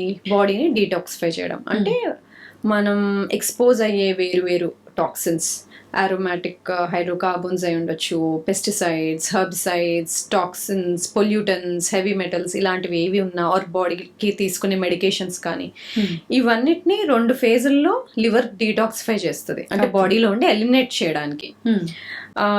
అది వాటర్ సాల్యుబుల్ అయితే బాడీలో ఈజీగా ఎలిమినేట్ అయిపోతుంది, బైల్లో కానీ యూరిన్లో కానీ. అయితే ఫేజ్ 1లో సైటోక్రోమ్ పి ఎంజైమ్ సిస్టమ్ అనేది ఒకటి ఉంటుంది. దాన్ని ఎన్కోడ్ చేసే జీన్స్ CYP 1A1, 2A1 అలాంటివి కొన్ని సైటోక్రోమ్ P450 జీన్స్ ఉంటాయి, which are encoded by these genes. కొంతమందిలో ఈ జీన్స్లో మ్యూటేషన్స్ కానీ పాలిమార్ఫిజమ్స్ కానీ ఉంటాయి. అంటే ఏంటి, ఆ ఎంజైమ్ పని చేయాల్సిన దానికన్నా ఎక్కువ కానీ తక్కువ కానీ పనిచేస్తుంది. అంటే స్లో ఎస్టైలేషన్ ఆర్ ఫాస్ట్ ఎస్టైలేషన్ అంటాం. ఓకే, స్లో ఎస్టైలేటర్స్ అనుకోండి, స్లో ఎస్టైలేషన్ అంటే ఆ phase 1 సరిగ్గా అవ్వనే అవ్వదు. అంటే phase 2కి రీచ్ అవ్వాలంటే ఆ టాక్సిన్ phase 1 దాటి ఇంటర్మీడియట్ ప్రోడక్ట్ అవ్వాలి. సో టాక్సిన్స్ ఇంటర్మీడియట్ ప్రోడక్ట్స్ అవ్వనే అవ్వవు, దే ఆర్ స్లో ఎస్టైలేటర్స్. అంటే టాక్సిక్ బర్డన్ ఆ పర్సన్ లో ఎక్కువ ఉంది. సో ఇలాంటి పీపుల్ ఏం చేయాలి, phase 1 ని స్టిమ్యులేట్ చేయాలి అంటే స్లో ఎస్టైలేషన్ ఉన్నప్పుడు they should take foods that are rich in vitamins B1, B2, folic acid, B6 and B12. Okay, ఇవి రిచ్ ఉండేలాగా. సో క్రూసిఫెరస్ వెజిటబుల్స్ ఎక్కువ తీసుకోవాలి. Cabbage, cauliflower, Brussels sprouts, broccoli, ఇలాంటివన్నీ. ఇవి కాకుండా onion, garlic, turmeric, ginger, grapes, berries, ఇవన్నీ. So ఇవి తీసుకోవాలి. ఫాస్ట్ ఎస్టైలేషన్ కూడా ప్రాబ్లమే. నువ్వు phase 1 ఫాస్ట్ క్లియర్ అవుట్ చేస్తావు, కానీ phase 2 అంతే ఫాస్ట్ లేదంటే టాక్సిక్ మెటబలైట్స్, ఇంటర్మీడియట్ ప్రొడక్ట్స్ ఎక్కువ బిల్డ్ అయిపోతాయి కదా. సో phase 1 స్లో ఎస్టైలేషన్ అయినా ఫాస్ట్ ఎస్టైలేషన్ అయినా ప్రాబ్లమే. Same foods will help you improve it. Now coming to phase 2. phase 2ని ఇప్పుడు phase 1లో ప్రొడ్యూస్ అయ్యే వాటిని phase 2కి మారుస్తే it will be excreted. So phase 2లో మనకి COMT జీన్స్ అని, లేకపోతే గ్లూటాథయోన్ ఎస్ ట్రాన్స్ఫరేజ్ జీన్స్ అని, or SOD, SOD1, SOD2 genes అంటాం. ఇవన్నీ జీన్స్ కూడా పనిచేయాల్సిన దానికన్నా స్లోగా కానీ ఎక్కువ కానీ పనిచేసినప్పుడు, పాలిమార్ఫిజమ్స్ కానీ మ్యూటేషన్స్ కానీ ఉన్నప్పుడు ఈ ఎంజైమ్స్ సరిగ్గా పనిచేయవు. ఓకే, సో ఈ phase 2 బాగా పనిచేయాలంటే బాడీలో మనకి enough glutamate, glycine, sulphur, glutathione ఇవి అవసరం. ఓకే, వీటిని ఎన్హాన్స్ చేసే foods garlic, onion, green leafy vegetables, turmeric, ginger, ఇవన్నీ బాగా తీసుకోవాలి. ఓకే, సో ఈ జీన్స్ మ్యూటేషన్స్ ఉన్న వాళ్ళు ఈ ఫుడ్స్ని ఇంకొంచెం వేరే వాళ్ళతో పోలిస్తే ఎక్కువ తీసుకోవాలి. సో అలాంటప్పుడు little prevention, reducing the toxic burden, బాడీలో ఉండి reducing the heavy metal burden improve చేసుకోవచ్చు. ఓకే, సో అలాగా కొన్నిసార్లు జీన్స్ టెస్ట్ ద్వారాను, కొన్నిసార్లు మన కానీ most of the time life style changes ఉండాలి. సో ఈ టెస్ట్ నేను చేయలేదు, నాకు ఎలా తెలుసు అంటే మేబీ తెలియదు, మీరు బాగా లివర్ డీటాక్స్ phase 1, phase 2 బాగా పనిచేస్తుందా లేదా తెలియదు. కానీ at least we can concentrate on ఈ ఫుడ్స్ బాగా తీసుకోవాలని తెలుసుంటే ఈ ఫుడ్స్ నేను లిస్ట్ అవుట్ చేసిన ఫుడ్స్ బాగా తీసుకున్నప్పుడు రిస్క్ ఫర్ క్యాన్సర్స్ తగ్గుతాయి, రిస్క్ ఫర్ కార్డియోమెటబాలిక్ డిసీజ్ అంటే type 2 diabetes, hyper tension, cardiac diseases కి రిస్క్ తగ్గుతుంది, risk for neurodegenerative, Parkinson's, Alzheimer's, cancers, ఇవన్నిటికీ డిసీజ్ రిస్క్ తక్కువ ఉంటుంది ఇలాంటి ఫుడ్స్ ఎక్కువ ఇంక్లూడ్ చేసుకున్నప్పుడు. సో అందుకనే సింగిల్ వైటమిన్స్ ఎప్పుడైనా చాలా లాంగ్ టర్మ్ వేసుకున్నప్పుడు యాజ్ అ సప్లిమెంట్ ఎక్కువ వేసుకున్నప్పుడు సింగిల్గా, సప్లిమెంట్ ఎప్పుడు ఒక్కటే దానంతట అదే పనిచేయదు, ఇలా మల్టిపుల్ థింగ్స్ కలిపి పనిచేస్తాయి, కౌంటర్ బ్యాలెన్స్ చేస్తాయి, దే వర్క్ కొహరెంట్లీ, కొలాబరేటివ్ గా పనిచేస్తాయి. కాబట్టి విటమిన్స్ సింగిల్ గా చాలా రోజులు, అంటే సింగిల్ విటమిన్ డెఫిషియన్సీ ఉంది అంటే పర్వాలేదు, ఆ డెఫిషియన్సీ ఉన్న రోజులు తీసుకొని కవర్ అవడం అది వేరే. కానీ తెలియకుండా, డెఫిషియన్సీ ఉందా లేదా తెలియకుండా సింగిల్ వైటమిన్ ని చాలా లాంగ్ టర్మ్ తీసుకున్నప్పుడు ఇట్ క్యాన్ అది ఇంబ్యాలెన్సెస్ క్రియేట్ చేస్తాయి వేరే చోట్ల. ఓకే, లివర్ హెల్త్ సపోర్ట్ తగ్గిపోతుంది. సో ఓకే, అయితే ఇప్పుడు చాలా మంది జంక్ ఫుడ్స్ ఎక్కువగా తీసుకుంటూ ఉన్నారు. జంక్ ఫుడ్స్ తీసుకోవడం వల్ల క్యాన్సర్ వచ్చే అవకాశం ఉంది అని కూడా, ప్యాకేజ్డ్ ఫుడ్స్ ఇవన్నీ ఇలాంటివి తీసుకోవడం వల్ల అవకాశం ఉందని చెప్పంటున్నారు. నిజంగా అవకాశం ఉందా? డెఫినెట్లీ. ఎందుకంటే సింపుల్గా మనము టూ మచ్ గ్రిల్ చేసినప్పుడు, కలర్ డార్క్ బ్లాక్ అయిపోయేలా గ్రిల్ చేసినప్పుడు కానీ, అంటే దాంట్లో మీట్లో ఉండే షుగర్స్ ఆ కలర్ ప్రోడక్ట్ అవ్వడానికి అరోమాటిక్ హైడ్రోకార్బన్స్ అని ఫామ్ అవుతాయి. అలాగే ట్రాన్స్ ఫ్యాట్స్ అంటాము, హైడ్రోజనేటెడ్ వెజిటబుల్స్, ఆయిల్స్, ఇవన్నీ refined foods are not healthy for the body. First thing జీన్స్లలో ఉండే స్టెబిలిటీని తగ్గిస్తుంది. మనం ఫస్ట్ టైం అనుకున్నాం జీన్ స్టెబిలిటీ చాలా ఇంపార్టెంట్. ఇలాంటివన్నీ తిన్నప్పుడు తొందరగా జీన్ స్టెబిలిటీ తగ్గిపోయి రిస్క్ ఆఫ్ ఆల్ డిసీజెస్, ఏజ్తో కూడుకొని వచ్చే డిసీజెస్ రిస్క్ అంతా పెరిగిపోతుంది. సో అది పెరిగిపోవడం పక్కన పెడితే గట్ హెల్త్ పాడైపోతుంది, బాడీలో ఇన్ఫ్లమేషన్ పెరిగిపోతుంది, ఆటోఫేజీ తగ్గిపోతుంది, మైటోకాండ్రియల్ హెల్త్ పాడవుతుంది. సో ఇన్ని బ్యాడ్ ఎఫెక్ట్స్ ఉన్నాయి. సో దానివల్ల ఏమవుతాం, ఎక్కువ ఫాస్ట్గా ఏజ్ అవుతాం. సెల్యులార్ హెల్త్, సెల్లో ఏజింగ్ ప్రాసెస్ ఫాస్ట్గా జరుగుతుంది. మనం బర్త్డే చేసుకుంటామేమో కానీ బర్త్డే కన్నా ఎక్కువ ఏజ్ అవుతాం. సో ఏజింగ్ ప్రాసెస్ ఫాస్ట్గా అవుతుంది రిఫైన్డ్ ఫుడ్స్ కానీ షుగర్స్ కానీ ఇవి ఎక్కువ తీసుకున్నప్పుడు. ఓకే, అంటే ఆయిల్స్ కూడా దీంట్లో ప్రధాన పాత్ర వహిస్తాయి. రిఫైన్డ్ ఆయిల్స్ కూడా, refined oils, refined foods, table sugars, okay ఇవన్నీ. అయితే ఇప్పుడు చాలా మంది భోజనం చేసే సమయాలు ఎలా మార్చేస్తారంటే, మనకు అంటే ఒక సిస్టమ్ ఉంది, బ్రేక్ఫాస్ట్ అని చెప్పి, లంచ్, డిన్నర్ అని చెప్పి. అయితే బ్రేక్ఫాస్ట్ అసలు మొత్తానికి కంప్లీట్ స్కిప్ చేసి డైరెక్ట్ గా రెండు కలిపి లంచ్ లోనే తినేయటము, లేదంటే లంచ్ స్కిప్ చేసి ఈవినింగ్ తినేయటము, ఇలాంటివి చేస్తుంటారు చాలా మంది. ఇది కరెక్ట్ అయిన పద్ధతేనా? ఇది చాలా ట్రిక్కీ క్వశ్చన్, ఎందుకంటే ఇది చాలా మందికి సూట్ అవ్వకపోవచ్చు. బ్రేక్ఫాస్ట్ తీసేయడం అనేది కొంతమందికి సూట్ అవ్వకపోవచ్చు. కానీ ఇంటర్మిటెంట్ ఫాస్టింగ్లో ఉన్నారు అంటే మీరు ఫాస్ట్ని బ్రేక్ చేయడం అనే పద్ధతి, అంటే మీరు 12 o'clock ఫాస్ట్ని బ్రేక్ చేస్తున్నారు అంటే అది బ్రేక్ఫాస్టే. టైమింగ్ చేంజ్ అయింది.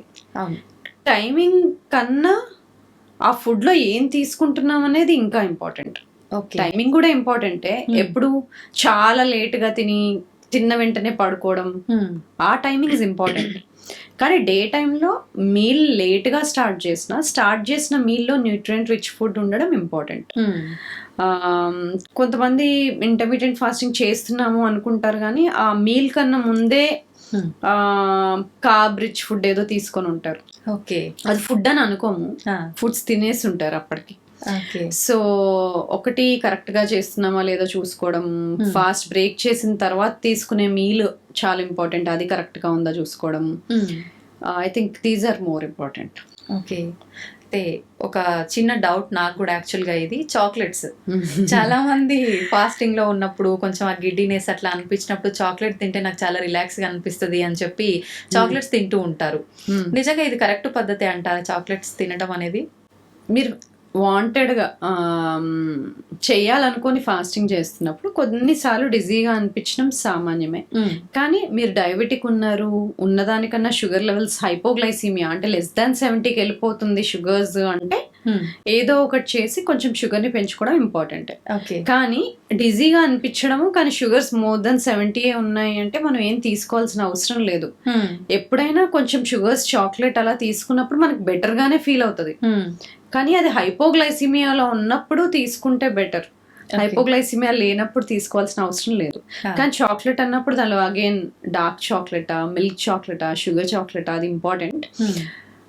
70 to 90% డార్క్ చాక్లెట్ అయితే it is good for health, ఎందుకంటే దాంట్లో పాలిఫెనాల్స్ అని ఉంటాయి, ఫ్లావినాయిడ్స్, అవన్నీ అవి బాడీకి యూస్ఫుల్. సో ఫ్లావినాయిడ్స్ ఉన్నవి dark chocolate 70 to 90% dark chocolate అంటే it's good for health. Okay, it's rich in magnesium కూడా. ఓకే, అయితే చాలా వరకు మనకు ప్రోటీన్ అనేది చాలా ప్రముఖ పాత్ర పోషిస్తుంది అని చెప్తూ ఉంటారు లైఫ్లో. అయితే నిజంగా ఈ ప్రోటీన్ అంత ఇంపార్టెంటా? ఎంత తీసుకోవాలి? చాలా మంది అంటారు మేము వెజిటేరియన్ అనగానే పప్పులో తప్ప ఎందులో ఉంటుంది ప్రోటీన్, ఇంకా మాకు ప్రోటీన్ సోర్స్ చాలా తక్కువ, సప్లిమెంట్స్ తీసుకోవాల్సిందే అంటారు. నాన్ వెజ్ అంటే ఖచ్చితంగా నాన్ వెజ్ లో చాలా ఎక్కువ ప్రోటీన్ ఉంటుంది, ఈ ఫీలింగ్ లో ఉంటారు. నిజంగా రెండిట్లో ఏది బెటర్ అంటారు ప్రోటీన్ వైజ్ తీసుకుంటే? కంపేర్ చేయాల్సిన అవసరం లేదనుకుంటాను. వెజిటేరియన్స్ లో ఉంటే ఏం ప్రోటీన్ సోర్సెస్ తీసుకోవాలో చెప్తాను. నాన్ వెజ్ తినలేరు అనే ఒక రెస్ట్రిక్షన్ ఉంటే సో వాళ్ళు మిల్క్, లెంటిల్స్, అన్ని రకాల పప్పులు, సోయ్, వీటన్నిటిలో ప్రోటీన్ ఉంటుంది. ఓకే, కాబట్టి పప్పుల్ని మార్చాలి, పప్పు సోర్సెస్ని మార్చాలి. అలాగే కీన్వాలో ఉంటుంది.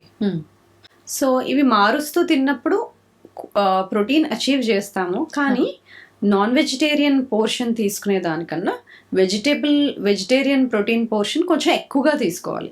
ఓకే, మనకు 20 grams ఆఫ్ ప్రోటీన్ కావాలి వెజిటబుల్ సోర్సెస్లో అంటే మనం ఎక్కువ శాతం పప్పును తినాల్సి వస్తుంది. సో అది డిఫరెన్స్. ఓకే. ఇంకోటి ఏంటంటే అబ్జార్ప్షన్. ప్లాంట్ ప్రోటీన్ని తక్కువ అబ్జార్బ్ చేస్తాము, యానిమల్ ప్రోటీన్ని బాగా అబ్జార్బ్ చేస్తాం. సో పప్పులో ఉన్న ప్రోటీన్ని అబ్జార్బ్ చేసే విధంగా మనం వండే విధానాన్ని చేంజ్ చేసుకోవడం, అంటే ఎక్కువసేపు సోక్ చేయడము, లేకపోతే స్ప్రౌట్ చేయడము. ఈ సోకింగ్ స్ప్రౌటింగ్ వల్ల మనం ప్రోటీన్ అబ్జార్ప్షన్ ని ఇంప్రూవ్ చేసుకోవచ్చు. ఓకే. సో ఇలాంటి చిట్కాలు యాడ్ చేసుకోవాలి. అలాగే మిల్క్ ప్రోడక్ట్స్ తీసుకోవచ్చు. ఒకవేళ లాక్టోజ్ ఇంటాలరెన్స్ లేదు అంటే మిల్క్ ప్రోడక్ట్స్ కూడా తీసుకోవచ్చు, పన్నీర్ ఇలాంటివి.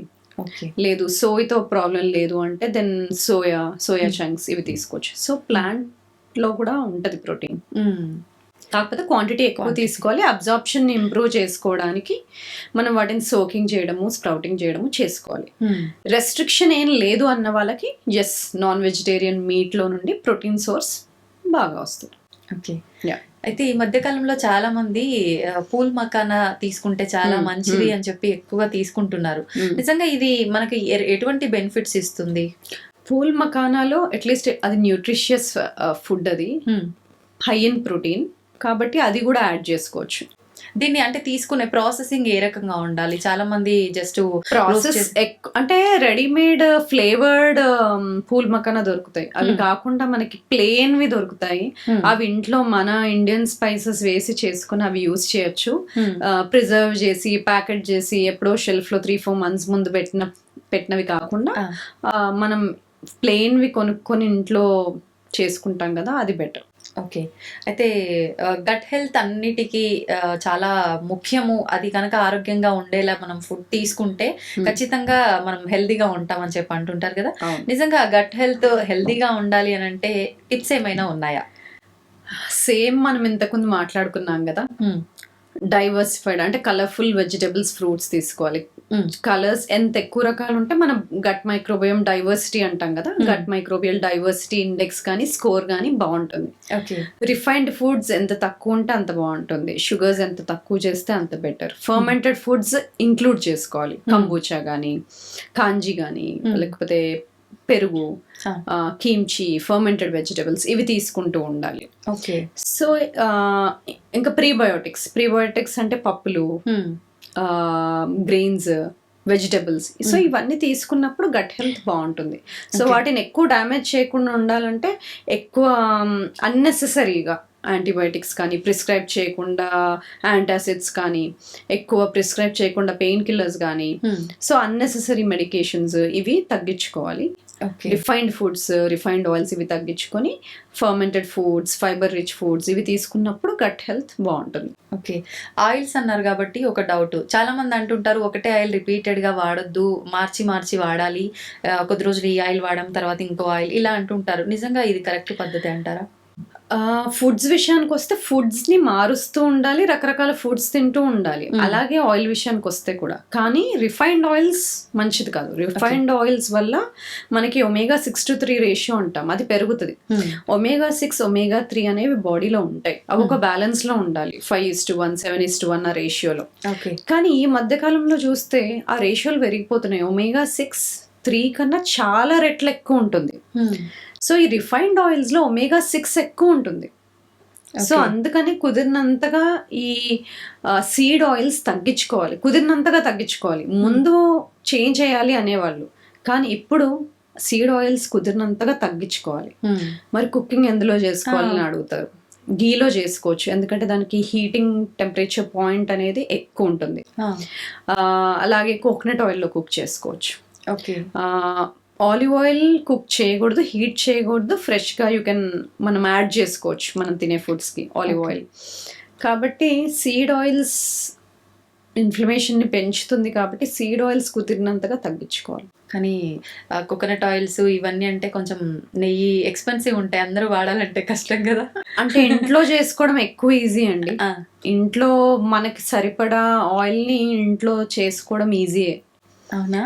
నెయ్యిని కానీ మనం నెయ్యి ఎలాగో ఇంట్లో చేసుకుంటాం. చేసుకుంటాం. అవును. సో మనకి వండడానికి అంత అవసరం ఉండకపోవచ్చు. So Okay. ఈజీగానే ఇంట్లో చేసుకొని యూజ్ చేయొచ్చు. అయితే నెయ్యి అన్నారు కదా, చాలా మంది ఈ మధ్య నేను కూడా చూశాను, హాట్ వాటర్ లో ఒక స్పూన్ నెయ్యి వేసుకొని మార్నింగ్ పరిగడుపుని తాగుతున్నారు. నిజంగా ఇది కరెక్టేనా? దేనికి యూజ్ అవుతుంది ఇది? సో నెయ్యి బాడీలోకి తీసుకెళ్లడం అనేది హెల్దీ ఫ్యాట్స్ ఎక్కువ తీసుకోవాలి అనే కాన్సెప్ట్. అది మనం ఫుడ్ లో వేసి తీసుకుంటామా, వాటర్ లో వేసి తీసుకుంటామా, అది different thing. Breaking the fast ని బ్రేక్ చేసేటప్పుడు ఫ్యాట్ తీసుకోవడం బెటర్ అన్నాను కదా. ఫ్యాట్స్, హెల్దీ ఫ్యాట్స్ అనేవి నెయ్యిలో ఉంటాయి, అవకాడోలో ఉంటాయి, ఆలివ్స్ లో ఉంటాయి, డ్రై ఫ్రూట్స్ లో ఉంటాయి. సో వీటిలో ఏదైనా తీసుకోవచ్చు. కోకోనట్ ఆయిల్ లో ఉంటుంది, ఓకే, నెయ్యిలో ఉంటుంది. కాబట్టి ఈ చాయిసెస్ అన్నీ ఉన్నాయి. ఎవరికి ఏది కుదిరితే అది తీసుకుంటారు. కొంతమంది కోకోనట్ ఆయిల్ తీసుకుంటారు, కొంతమంది గీ తీసుకుంటారు, కొంతమంది డ్రై ఫ్రూట్స్ తింటారు, కొంతమందికి అవైలబుల్ ఉన్న వాళ్ళు అవకాడో తింటారు. ఓకే. మళ్ళీ మనం నెయ్యిలో కూడా ఆవు నెయ్యి, గేదె నెయ్యి ఇలాంటివి చూసుకోవాలంటారా? లాక్టోజ్ ఇంటాలరెన్స్ ఉంటే ఏది సూటబుల్ ఉండదు. యాజ్ సచ్ ఆవు పాలు కానీ ఆవు నెయ్యి కానీ బాడీ ఈజీగా డైజెస్ట్ చేసుకోగలుగుతుంది గేదె నెయ్యి పాలు కన్నా. సో మనకి సూటబుల్, కొంతమందికి ఏం ప్రాబ్లం ఉండదు, దేంతోనూ కూడా ప్రాబ్లం లేని వాళ్ళు ఏదైనా తీసుకోవచ్చు. లేదు కొంచెం అరగడానికి ప్రాబ్లం ఉంది, డైజెస్టివ్ ఇష్యూస్ ఉన్నాయి అంటే ఆవు నెయ్యి కానీ ఆవు పాలు కానీ యూజ్ చేయొచ్చు. ఓకే. లేదు కంప్లీట్ గా లాక్టోజ్ ఇంటాలరెన్స్ ఉంది అంటే ఇంకా రెండు అవాయిడ్ చేయాల్సిందే. ఓకే.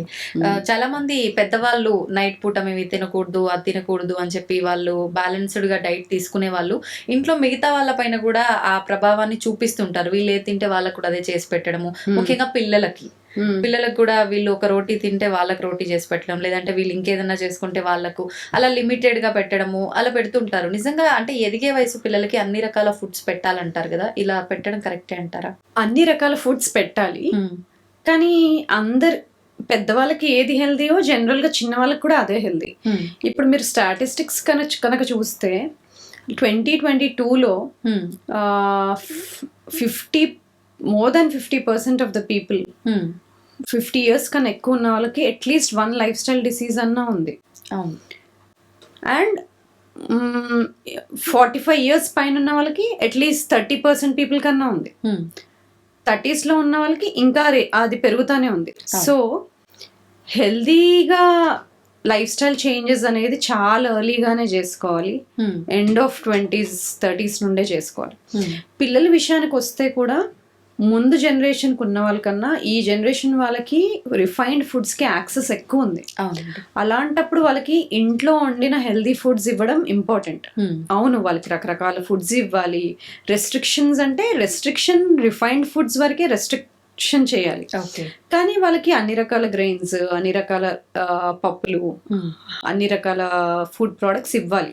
అంత రెస్ట్రిక్టివ్ ఉండక్కర్లేదు. కానీ రిఫైన్డ్ ఫుడ్స్ నుంచి మటుకు యాక్సెస్ రిఫైన్డ్ ఫుడ్స్ కి, షుగర్స్ కి ఎక్కువ ఉంది కాబట్టి అది మటుకు తగ్గించాలి. ఓకే.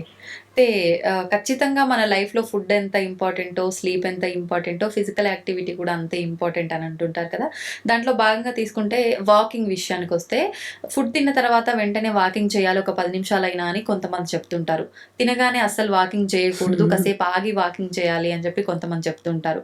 నిజంగా వాకింగ్ పాత్ర అనేది మన లైఫ్ పై ఎంతవరకు ఉంటుందంటారు? ఇంతకు ముందు స్టడీస్ లో మనం హెల్దీగా ఉండటానికి, అన్ని డిసీజెస్ రిస్క్ తగ్గించుకోవడానికి అట్లీస్ట్ 10,000 steps ఎవ్రీడే ఉండాలి.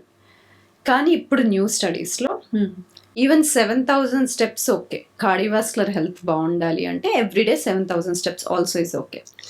అలాగే నెక్స్ట్ థింగ్, లంచ్ కానీ డిన్నర్ కానీ తిన్న తర్వాత వాకింగ్ ఎంత ఇంపార్టెంట్. ఇప్పుడు చాలా స్టడీస్ జరిగాయి. కంటిన్యూస్ గ్లూకోజ్ మానిటర్స్, CGMs వేసుకొని వాకింగ్ చేయని వాళ్ళల్లో, వాకింగ్ చేసిన వాళ్ళల్లో తిన్న తర్వాత కంపారిజన్స్ చేస్తే తిన్న తర్వాత వాకింగ్ చేసిన వాళ్ళల్లో పోస్ట్ ప్రాండియల్ బ్లడ్ షుగర్స్ అనేవి 20% తక్కువ స్పైక్ అయినాయి. సో తిన్న తర్వాత వాకింగ్ చేసినప్పుడు మనకు మసిల్లో GLUT4 రిసెప్టర్స్ అని ఉంటాయి. ఓకే. సో వాకింగ్ చేసినప్పుడు ఆ రిసెప్టర్స్ యాక్టివేట్ అయ్యి ఆ మసిల్స్ ఆ షుగర్స్ని, బ్లడ్లో ఉన్న గ్లూకోజ్ని తీసుకుంటాయి. So without the action of insulin. అది కాకుండా ఇన్సులిన్ సెన్సిటివిటీ కూడా ఇంప్రూవ్ అవుతుంది. సో ఈ spike, post prandial glucose spikes అనేవి తగ్గుతాయి. సో లంచ్ తర్వాత, డిన్నర్ తర్వాత అట్లీస్ట్ 10 to 15 minutes వాక్ అనేది it's very very important. Okay. అయితే వాకింగ్‌లో గూడా మళ్ళీ అంటే ఇప్పుడు లంచ్, డిన్నర్ దీని తర్వాత ఓకే. ఇది పక్కన పెడితే మార్నింగ్ వాకింగ్‌కెళ్ళేవాళ్ళు, ఈవినింగ్ వెళ్ళేవాళ్ళు, వాళ్ళ టైముని బట్టి వెళ్తుంటారు. చాలామంది అంటారు మార్నింగ్ వాకింగే చాలా మనకి బెనిఫిట్ ఇస్తుంది అని చెప్పి. నిజంగా అలాంటివి చూసుకోవాలంటారా మళ్ళీ వాకింగ్ చేసే దాంట్లో గూడా? మీకు చాలా టైం ఉంది, ఫ్రీగా ఉన్నారు, వర్క్ లేరు అంటే ఇవన్నీ చూసుకొని మార్నింగ్ లేసి బయట నేచర్లో సన్లైట్కి వెళ్ళి వాకింగ్ చేయొచ్చు. లేదు అంత ఫ్రీ టైం లేదు, మేము వర్క్ కూడా వెళ్తాము, మార్నింగ్ ఎర్లీగా వర్క్ స్టార్ట్ అవుతుంది, పిల్లలు ఉంటారు, అది అంటే walking any time is okay. Evening is also okay. Okay. కానీ టైం ఉంది, చాలా ఫ్రీ టైం ఉంది అంటే మార్నింగ్ ఇస్ బెటర్. అసలు టైం లేదు అంటే ఈవినింగ్ ఇస్ ఆల్సో ఓకే. కానీ వాకింగ్ ఎక్సర్సైజ్ అయినా వాకింగ్ ఒక్కటే చేస్తే చాలా అంటే కాదు. మసిల్ స్ట్రెంథనింగ్ ఎక్సర్సైజెస్ చేయకపోతే మనకి most of our population, at least 60 to 70% of our population above the age of 50 years, more than 50 years ఉన్న వాళ్ళల్లో 60 నుండి 70% మందికి మసిల్ లాస్ ఉంది, సార్కోపీనియా అంటాం. ఓకే. ఇది ఉన్నప్పుడు we are at risk for diabetes, heart disease, high cholesterol and risk for cancers. ఇది తగ్గించుకోవాలి, మసిల్ లాస్ తగ్గించుకోవాలి అంటే 2 important things all of us should do. Protein rich diet, increase the protein intake, ఇంకా strength training. Strength training అంటే వెయిట్స్తో చేయొచ్చు, resistance training బ్యాండ్స్తో చేయొచ్చు, కానీ weight bearing exercises చేయాల్సిందే. So strength training exercises at least 3 times a week or 3 to 4 times a week చాలా చాలా important. Age పెరుగుతూ ఉన్న కొద్దీ మనం 40, 50, 60, 70 అలా అవుతున్న కొద్దీ స్ట్రెంగ్త్ ట్రైనింగ్ ఎక్సర్సైజెస్ ఇంప్రూవ్ చేసుకుంటూ వెళ్ళాలి. అలాగే ఈ మధ్య అడిగిన మోస్ట్ కామన్ క్వశ్చన్, ఎలాంటి ఎక్సర్సైజెస్ చేస్తే ఏజింగ్ స్లో డౌన్ అవుతుంది, లేకపోతే ఏజింగ్ బెటర్గా ఏజ్ అవుతాం అనేది. సో చాలా వరకు స్టడీస్లో హై ఇంటెన్సిటీ ఇంటర్వెల్ ట్రైనింగ్ వల్ల చాలా బెనిఫిట్స్ ఉన్నాయి. కానీ మీరు కరెంట్ హెల్త్ స్టేటస్ ఏంటో చూసుకొని ఇన్కాపరేట్ చేసుకోవాలి. కరెంట్ హెల్త్ స్టేటస్ బాగాలేవు, జాయింట్ ఇష్యూస్ ఉన్నాయి, ఆల్రెడీ మసిల్ ఇష్యూస్ ఉన్నాయి అంటే వాళ్ళకి ట్రైనింగ్ కష్టం. సో లేదు, comparatively relatively healthy, knee joint issues లేవు అంటే once a week 20 minutes of high intensity interval training add చేసుకున్నప్పుడు మీ ఎక్సర్సైజ్ రొటీన్కి అది చాలా helpful. Along with strength training 3 to 4 times a week. అలాగే ఏజ్ పెరుగుతూ ఉన్న కొద్ది కార్డియోవాస్కులర్ ట్రైనింగ్, ఏరోబిక్స్ కూడా ఇంప్రూవ్ చేయాల్సిందే. So 50% of the time cardiovascular exercise చేయాలి, 50% of the time strength training exercise చేయాలి. Once a week high intensity interval training if your health is supporting, if your joints are supporting. Okay. అయితే ఈ జిమ్లు, ఈ workouts ఇవన్నీ చేసిన తర్వాత మనం మధ్యలో కనుక ఆపేస్తే ఇంకా ఓవర్ వెయిట్ అయిపోతారు, ఇంకా పెయిన్స్ అలాంటివి ఎక్కువైపోతుంటాయి, రకరకాల ఇబ్బందులు వస్తుంటాయి అని చాలా మందిలో ఒక డౌట్ ఉంది. ఇది నిజమే అంటారా? అసలు ఎక్సర్సైజ్ ఎందుకు ఆపాలనుకుంటారు? బాడీకి ఫుడ్ ఎలాగో ఎక్సర్సైజ్ అలాగే. మనము సడన్ గా 30 years వరకు తిని నెక్స్ట్ 2-3 years ఫుడ్ మానేస్తామా? మానేయం కదా. ఫుడ్ మానేయనప్పుడు ఎక్సర్సైజ్ ఎందుకు మానేయాలి? సో ఎక్సర్సైజ్ మానేయాలి అనే కాన్సెప్టే రాంగ్ కాబట్టి not answer to this question. Exercise ఆపకూడదు. ఫుడ్, బాడీకి నిద్ర కూడా ఎంత ఇంపార్టెంటో, ఫుడ్ ఎంత ఇంపార్టెంటో, ఎక్సర్సైజ్ అంతే ఇంపార్టెంట్. ఆ మూడు మనకి న్యాచురల్గా it should be like life style habit. సడన్గా స్టార్ట్ చేసి స్టాప్ చేసే క్రాష్ పనులు చేయకూడదు. స్టార్టింగ్ ఇస్ గుడ్, కానీ కంటిన్యూ చేయాలి, సస్టైనబుల్గా చేయాలి, కన్సిస్టెంట్గా చేయాలి. ఓకే. అయితే ఈ మధ్యకాలంలో చాలా మంది డయాబెటీస్తో బాధపడుతున్నారు. చిన్న చిన్న పిల్లల్లో కూడా చూస్తున్నాము. అయితే రీసెంట్గా నేను కూడా ఒక పాపకు, ఒక 3 years 4 years పాపకు కూడా డయాబెటీస్ ఉందని చెప్పి విన్నాను. అసలు నిజంగా ఇంత చిన్న ఏజ్లో వస్తున్నాయి అంటే ఇది జెనెటిక్స్ ప్రాబ్లంగా తీసుకోవచ్చా, లేకపోతే అంటే బేబీ పొట్టలో ఉన్నప్పుడు మదర్ తీసుకునే ఫుడ్ ఏమన్నా ప్రభావితం చేస్తుందా? ఇంకొక విషయం, చాలా యాడ్స్ చూస్తున్నాం ఈ మధ్యకాలంలో, డయాబెటీస్ ఇది కనుక మీరు తీసుకుంటే, మేము చెప్పిన ప్రకారంగా కనుక వింటే డయాబెటీస్ పూర్తిగా రివర్స్ అయిపోతుంది, కంప్లీట్గా తగ్గుతుంది, మళ్ళీ జన్మలో రాదు మీకు అని చెప్పి రకరకాల యాడ్స్ చూస్తున్నాం. నిజంగా అలా అయ్యే అవకాశం ఉంటుందంటారా? మీ క్వశ్చన్లో 2 parts ఉన్నాయి, 2 questions ఉన్నాయి. సో యంగ్ ఏజ్ అంటే less than 10 to 12 years లో వచ్చే డయాబెటీస్ని మామూలుగా type 1 డయాబెటీస్ అంటాము. ఎందుకంటే వాళ్ళకి యాంటీబాడీస్ ఉంటాయి, ప్యాంక్రియాస్కి కానీ ఇన్సులిన్ రిసెప్టార్స్కి కానీ యాంటీబాడీస్ ఉంటాయి. కాబట్టి bodies acting against you, insulin damage అయిపోతుంది, ఇన్సులిన్ ప్రొడక్షన్ ఉండదు వాళ్ళకి. సో దాన్ని type 1 డయాబెటీస్ ఉంటాం. సో దానికి ట్రీట్మెంట్ ఓన్లీ ఇన్సులిన్. ఇది పక్కన పెడితే, సో ఇది రకరకాల కారణాల వల్ల అవ్వచ్చు. మోస్ట్లీ దానికి ఒక జెనెటిక్ కాంపనెంట్ ఉంటుంది, కానీ ఏవైనా వైరల్ ఇన్ఫెక్షన్స్ వచ్చినప్పుడు కానీ అలా ట్రిగర్ అయ్యే ఛాన్స్ ఉంటుంది. ఓకే, సో అది type 1 diabetes.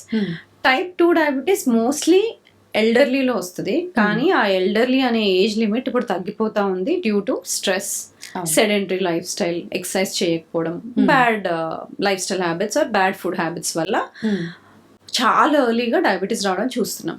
So diabetes reversal possible అనే ఒక క్వశ్చన్ అడిగితే, డయాబెటీస్ రివర్సల్ అంటే ఏంటి?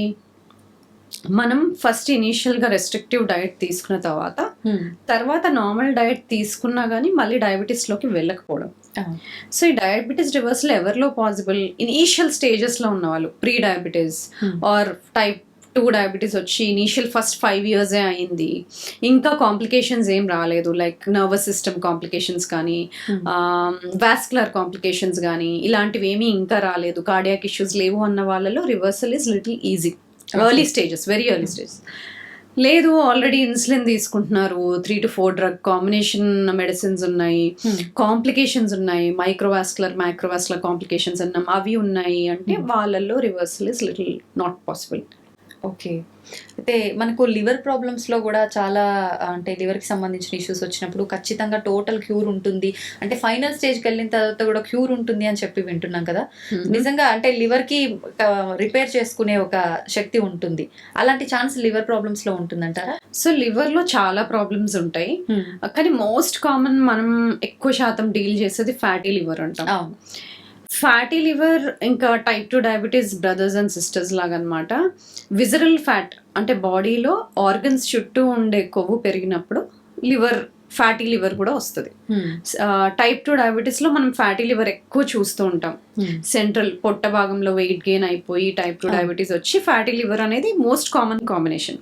సో రెండిటికి similar treatment, very anti inflammatory diet తీసుకోవడం, కార్బోహైడ్రేట్స్ తగ్గించి తీసుకోవడము, రిఫైన్డ్ ఫుడ్స్ తీసేయడము, ఇంటర్మీడియట్ ఫాస్టింగ్ ఇంక్లూడ్ చేయడం, ఇవన్నీ చేసినప్పుడు హెల్దీ ఫ్యాట్స్ తీసుకోవడం, ఇవన్నీ ఇంక్లూడ్ చేసినప్పుడు రెండు తగ్గుతాయి. ఫ్యాటీ లివర్ తగ్గుతుంది, టైప్ 2 డయాబెటీస్ కూడా తగ్గుతుంది. ఓకే, చాలా మంది లేడీస్లో పీసీఓడి, పీసీఓఎస్ ప్రాబ్లమ్స్ చాలా ఎక్కువగా చూస్తున్నాం ఈ మధ్య కాలంలో. ఈ ప్రాబ్లమ్స్ ఎందుకు వస్తాయి అంటారు అసలు? అంటే ఫుడ్ హ్యాబిట్స్ ఏనా, జెనెటిక్సా, ఏంటి అసలు? టు సర్టన్ ఎక్స్టెంట్, కొంచెం ఎక్స్టెంట్ వరకు జెనెటిక్స్ ఉంటుంది, బట్ కొంచెం major portion would be lifestyle factors or nutrition, ఇలాంటివి కూడా this a lot of role. ఎందుకంటే పాలిసిస్టిక్ ఒవేరియన్ సిండ్రోమ్ అన్నప్పుడు it is multi system syndrome, అంటే దానిలో భాగంగా వాళ్ళకి ఇన్సులిన్ రెసిస్టెన్స్ ఉంటుంది. సో ఇన్సులిన్ రెసిస్టెన్స్ ఉండి చాలా రకాల సిమ్టమ్స్ ఉంటాయి. సో జెనెటిక్స్కి కొంచెం భాగం ప్రాబ్లం ఉంటుంది, బట్ ఎపిజెనెటిక్స్ది కూడా, అంటే జెనెటిక్స్ చుట్టూ జరిగే చేంజెస్ ఏవైతే ఉంటాయో, అంటే డిఎన్ఏలో స్ట్రక్చర్ అది చేంజ్ అవ్వకుండా మనం తీసుకునే లైఫ్ స్టైల్ చేంజెస్ వల్ల ఏమైనా అవుట్పుట్ ఉంటే, చేంజెస్ ఉంటే వాటిని ఎపిజెనెటిక్స్ అంటాం. మనం ఇంతకుముందు అప్పటి నుండి డిస్కస్ చేసిన మార్పులు ఏవైతే ఉన్నాయో వాటిని ఎపిజెనెటిక్ చేంజెస్ అంటాం, లైఫ్ స్టైల్ చేంజెస్ అంటాం.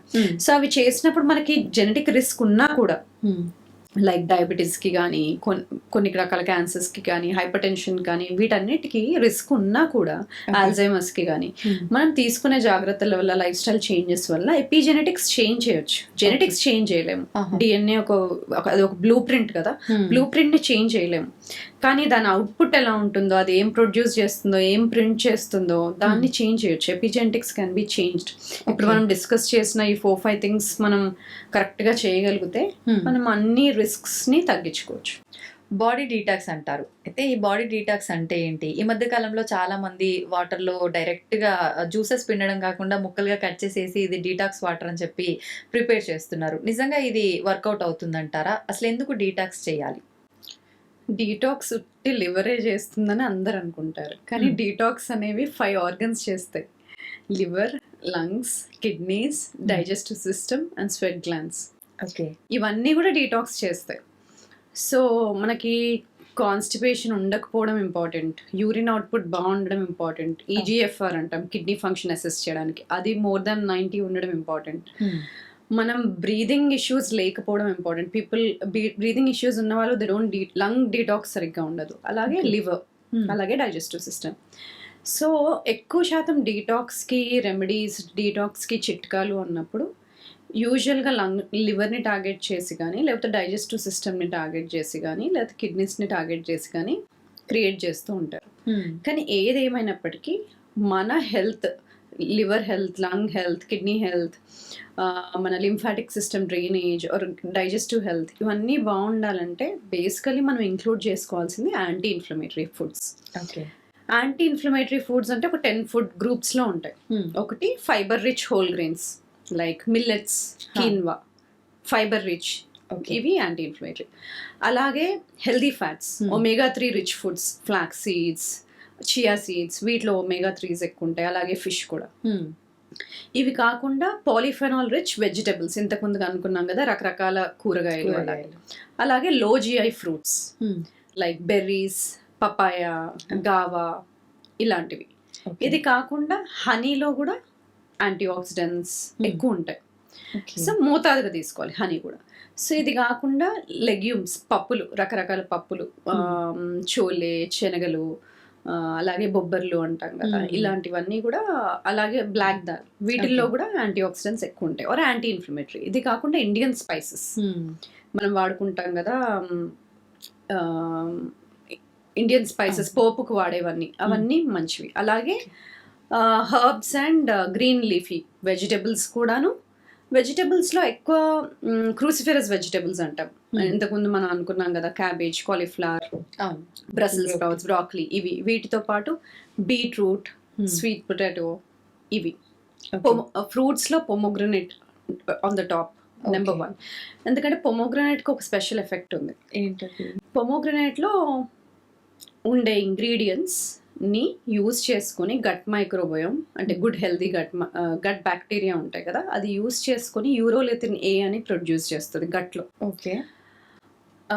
ఆ యూరోలిథిన్ ఏ మనకి హెల్త్కి చాలా బెనిఫిషియల్. అంటే ఇంతకుముందు మనం ఏజింగ్లో మెకానిజమ్స్ మాట్లాడుకున్నాం కదా, ఏజ్ అయ్యేటప్పుడు ఏవేవి తగ్గుతూ వస్తాయో వాటిని ఇంప్రూవ్ చేస్తూ వెళ్తాయి. ఓకే. సో అలాగా హెల్దీ గట్ మైక్రోబయోమ్ ఉన్నప్పుడు మనం పొమోగ్రనేట్ యూజ్ చేసుకున్నప్పుడు ఇలాంటి మంచి హెల్దీ మెటబోలైట్స్ ప్రొడ్యూస్ అవుతాయి. సో అది. సో ఇవి కాకుండా మనం కొత్తిమీర, పుదీనా, ఇవన్నీ వాడతాం కదా, గ్రీన్ లీఫీ వెజిటబుల్స్తో పాటు ఇవి కూడా. ఓకే. అండ్ జింజర్, టర్మరిక్, పసుపు, అల్లం, వెల్లుల్లి, ఇవన్నీ. సో ఈ లిస్ట్ ఆఫ్ ఫుడ్స్ అన్నీ యాంటీ ఇన్ఫ్లమేటరీ ఫుడ్స్. సో ఇవి తీసుకొని మిగతా తగ్గించేసినప్పుడు బాడీ ఆటోమేటిక్గా it will support all health systems, అన్ని సిస్టమ్స్ని హెల్దీగా ఉంచుతుంది. ఇమ్యూనిటీ బిల్డ్ అవుతుంది, ఇన్సులిన్ సెన్సిటివిటీ ఇంప్రూవ్ అవుతుంది, మెటబాలిక్ హెల్త్ ఇంప్రూవ్ అవుతుంది, రిస్క్ ఫర్ డయాబెటీస్ తగ్గుతుంది, బాడీ డీటాక్స్ అవుతుంది న్యాచురల్గా. అంటే గుడ్ హెల్దీ ఫుడ్స్ ఇచ్చినప్పుడు బాడీ సపోర్ట్ అవుతుంది. సో ఇవన్నీ తీసుకున్నప్పుడు దీన్ని యాంటీ ఇన్ఫ్లమేటరీ ఫుడ్స్ అంటాం. అలాగే దీనివల్ల ఏమవుతుందంటే మనం పొల్యూటెంట్స్కి కానీ, ఎన్వైరన్మెంటల్ టాక్సిన్స్కి కానీ, హెవీ మెటల్స్కి కానీ, హెర్బిసైడ్స్, ఫంగిసైడ్స్, ఇవి ఎక్స్పోజ్ అయినప్పుడు బాడీ ఎక్కువ వాటిని డీటాక్సిఫై చేయగలుగుతుంది ఇలాంటి యాంటీ ఇన్ఫ్లమేటరీ ఫుడ్స్ తీసుకున్నప్పుడు. ఓకే. అంటే దేనికైనా ఫైట్ చేసే ఒక శక్తి అనేది వస్తుంది ఆటోమేటిక్ గా ఫుడ్ ద్వారా. మళ్ళీ ప్రత్యేకించి జాగ్రత్తలు అవసరం లేదు, ఇంకా ఇలా ఇది ఫాలో అవుతాయి. ఓకే. ఇప్పుడు ఇవన్నీ తినకపోవడము, డైట్లు అని చెప్పి డైట్లు చేయడము, లేదా అని అంటే మొత్తానికి స్కిప్ చేసి వర్క్ పైన ఫోకస్ పెట్టడము, వీటి వల్లే ఇవన్నీ వస్తున్నాయి. డైట్ అనే వర్డ్ ఎంత ఓవర్ యూజ్ అయిపోయింది అంటే, ఇలా హెల్దీగా తింటే నువ్వు డైట్ లో ఉన్నావా అని అడుగుతారు. అవును. కానీ అది హెల్దీగా బ్యాలెన్స్డ్ ఫుడ్ తినడం కదా, దానికి డైట్ అనే పేరు ఎందుకు ఉండాలి అనేది నా క్వశ్చన్. సో డైట్ లో ఉండడం అనేది కాదు, అది healthy lifestyle, part of your life. ఇలా హెల్దీగా బ్యాలెన్స్డ్ గా తినడము అనేది, then body will take care, repair mechanisms బాగుంటాయి, ఇన్ఫ్లమేషన్ ఉండదు, స్ట్రెస్ ని బెటర్ గా హ్యాండిల్ చేయగలుగుతాం ఇలాంటి ఫుడ్స్ తీసుకున్నప్పుడు. బాడీ రిలాక్స్డ్ గా ఉంటుంది, మూడ్ బాగుంటుంది, సో ఇమ్యూనిటీ బాగుంటుంది, all the healthy benefits of anti inflammatory foods. అయితే అందరికీ మనం డైట్ అనేది కరెక్ట్ గా ఉంటే హెల్దీగా ఉంటాము, హ్యాపీగా ఉంటామని తెలిసినా అందరూ ఫాలో అవ్వరు. ఎవరో ఒకరు ఇద్దరు ఫాలో అయ్యేసరికి వాళ్ళు డైట్ చేస్తున్నారు ఆ పదం యూజ్ చేస్తారు జనరల్ గా. అయితే మనం స్టార్టింగ్ లోనే మాట్లాడుకున్నట్టు మీరు స్ట్రెస్ అని చెప్పి, ఫుడ్ అని చెప్పి, వర్కౌట్, న్యూట్రిషన్ చెప్పారు, స్లీప్ కూడా అన్నారు. అయితే మనం అన్నిటి గురించి డిస్కస్ చేసాం. స్లీప్ నిజంగా ఇది చాలా ఇంపార్టెంట్ అని అనిపిస్తుంది ప్రతి ఒక్కరికి కూడా. కానీ పడుకుందామన్నా నిద్ర రాలేదు అని చెప్పి కొంతమంది, లేదు ఏదో ఒక పని మీద స్కిప్ చేయడము. చాలా మందికి ఇప్పుడు నైట్ షిఫ్ట్స్ ఉండటం వల్ల అలా డిలే అవ్వటము, డేలో పడుకోవడము, నైట్ అంతా మెలుకుతూ ఉండడము, రకరకాలుగా స్లీప్ డిస్టర్బెన్సెస్ చూస్తున్నాం. నిజంగా ఎవరికి ఎన్ని గంటలు అవసరము, కరెక్ట్ స్లీప్ అనేది ఏ టైం నుంచి ఏ టైం వరకు, వాటి గురించి. స్లీప్ చీకటిగా ఉన్నప్పుడు పడుకోవడమే బెటర్. అంటే మనం ఎన్నో ఇయర్స్ నుండి హ్యూమన్ బాడీస్ అలాగే ట్రైన్ అయ్యాయి, సన్సెట్ తర్వాతే పడుకోవాలి. సో దాంట్లో దర్ ఇస్ నో క్వశ్చన్. ఇంకా వర్క్ ఉంది కదా, నేను నైట్ వర్క్ చేస్తాను పడుకోలేను అంటే దాంతో హెల్త్ ఇష్యూస్ వస్తాయి. బట్ ఐడియల్లీ సన్సెట్ తర్వాతే పడుకోవాలి. So 7 to 9 hours is ideal time. అయితే స్లీప్ లో మనకి 4 to 5 సైకిల్స్ కంప్లీట్ చేస్తాం అనమాట. ఈచ్ సైకిల్ 90 minutes ఉంటుంది. ఆ సైకిల్ లో 2 stages ఉంటాయి, 2 cycles ఉంటాయి. NREM, REM అంట. NREM లో మళ్ళీ స్టేజ్ 1, స్టేజ్ 2, స్టేజ్ 3. స్టేజ్ 1 అంటే అప్పుడే నిద్రలోకి వెళ్తూ ఉంటాము కానీ ఈజీగా లేగగలుగుతాం, కానీ బ్రెయిన్ వేవ్స్ స్లో డౌన్ అవుతూ ఉంటాయి. Next stage 2. స్టేజ్ 2కి వెళ్ళినాక బాడీ టెంపరేచర్, కోర్ టెంపరేచర్ అంటాం కదా, అది తగ్గుతుంది, రెస్టింగ్ హార్ట్ రేట్ తగ్గుతుంది. సో ఆ టైంలో మనకి hormones, insulin, like growth hormone అంటాము, అవి యాక్టివేట్ అవుతాయి. Next stage 3 is deep sleep. Deep sleep లో hormone regulation, immune system, cell repair, ఇవన్నీ ఇంపార్టెంట్ థింగ్స్ అన్ని డీప్ స్లీప్ స్టేజ్ 3లో అవుతాయి. Next we move into REM sleep. అప్పుడు ఏంటంటే మెమరీ కన్సాలిడేట్ అవుతుంది, డ్రీమింగ్ అనేది అవన్నీ అప్పుడు ఉంటాయి అన్నమాట, కన్సాలిడేషన్ ఆఫ్ మెమరీస్ ఇవన్నీ. సో ఈ డీప్ స్లీప్, REM స్లీప్ సరిగ్గా లేని వాళ్ళకి కార్టిజాల్ ఇస్ హై. ఒక్క 1 night డిస్టర్బ్డ్ స్లీప్ ఉంటే నెక్స్ట్ డే ఇన్సులిన్ సెన్సిటివిటీ సరిగ్గా ఉండదు. నువ్వు ఎంత హెల్దీ ఫుడ్ తిన్నా సరే నెక్స్ట్ డే గ్లూకోజ్ స్పైక్ అవుతుంది. హెల్దీ తిన్నా 1 night గుడ్ నైట్ స్లీప్ లేకపోతే. అలాగే క్రానికల్ గా లాంగ్ టర్మ్ నైట్స్ స్లీప్ సరిగ్గా లేదంటే it will lead to hormonal imbalances, low immunity, cellular body repair mechanisms తగ్గిపోతాయి, ఇన్ఫ్లమేషన్ పెరుగుతుంది, కార్టిజాల్ లెవెల్స్ పెరుగుతాయి, ఇవన్నీ జరుగుతాయి. అలాగా ఈ సైకిల్స్ అనేవి స్లీప్ లో 4 to 5 సైకిల్స్ ఉండాలి.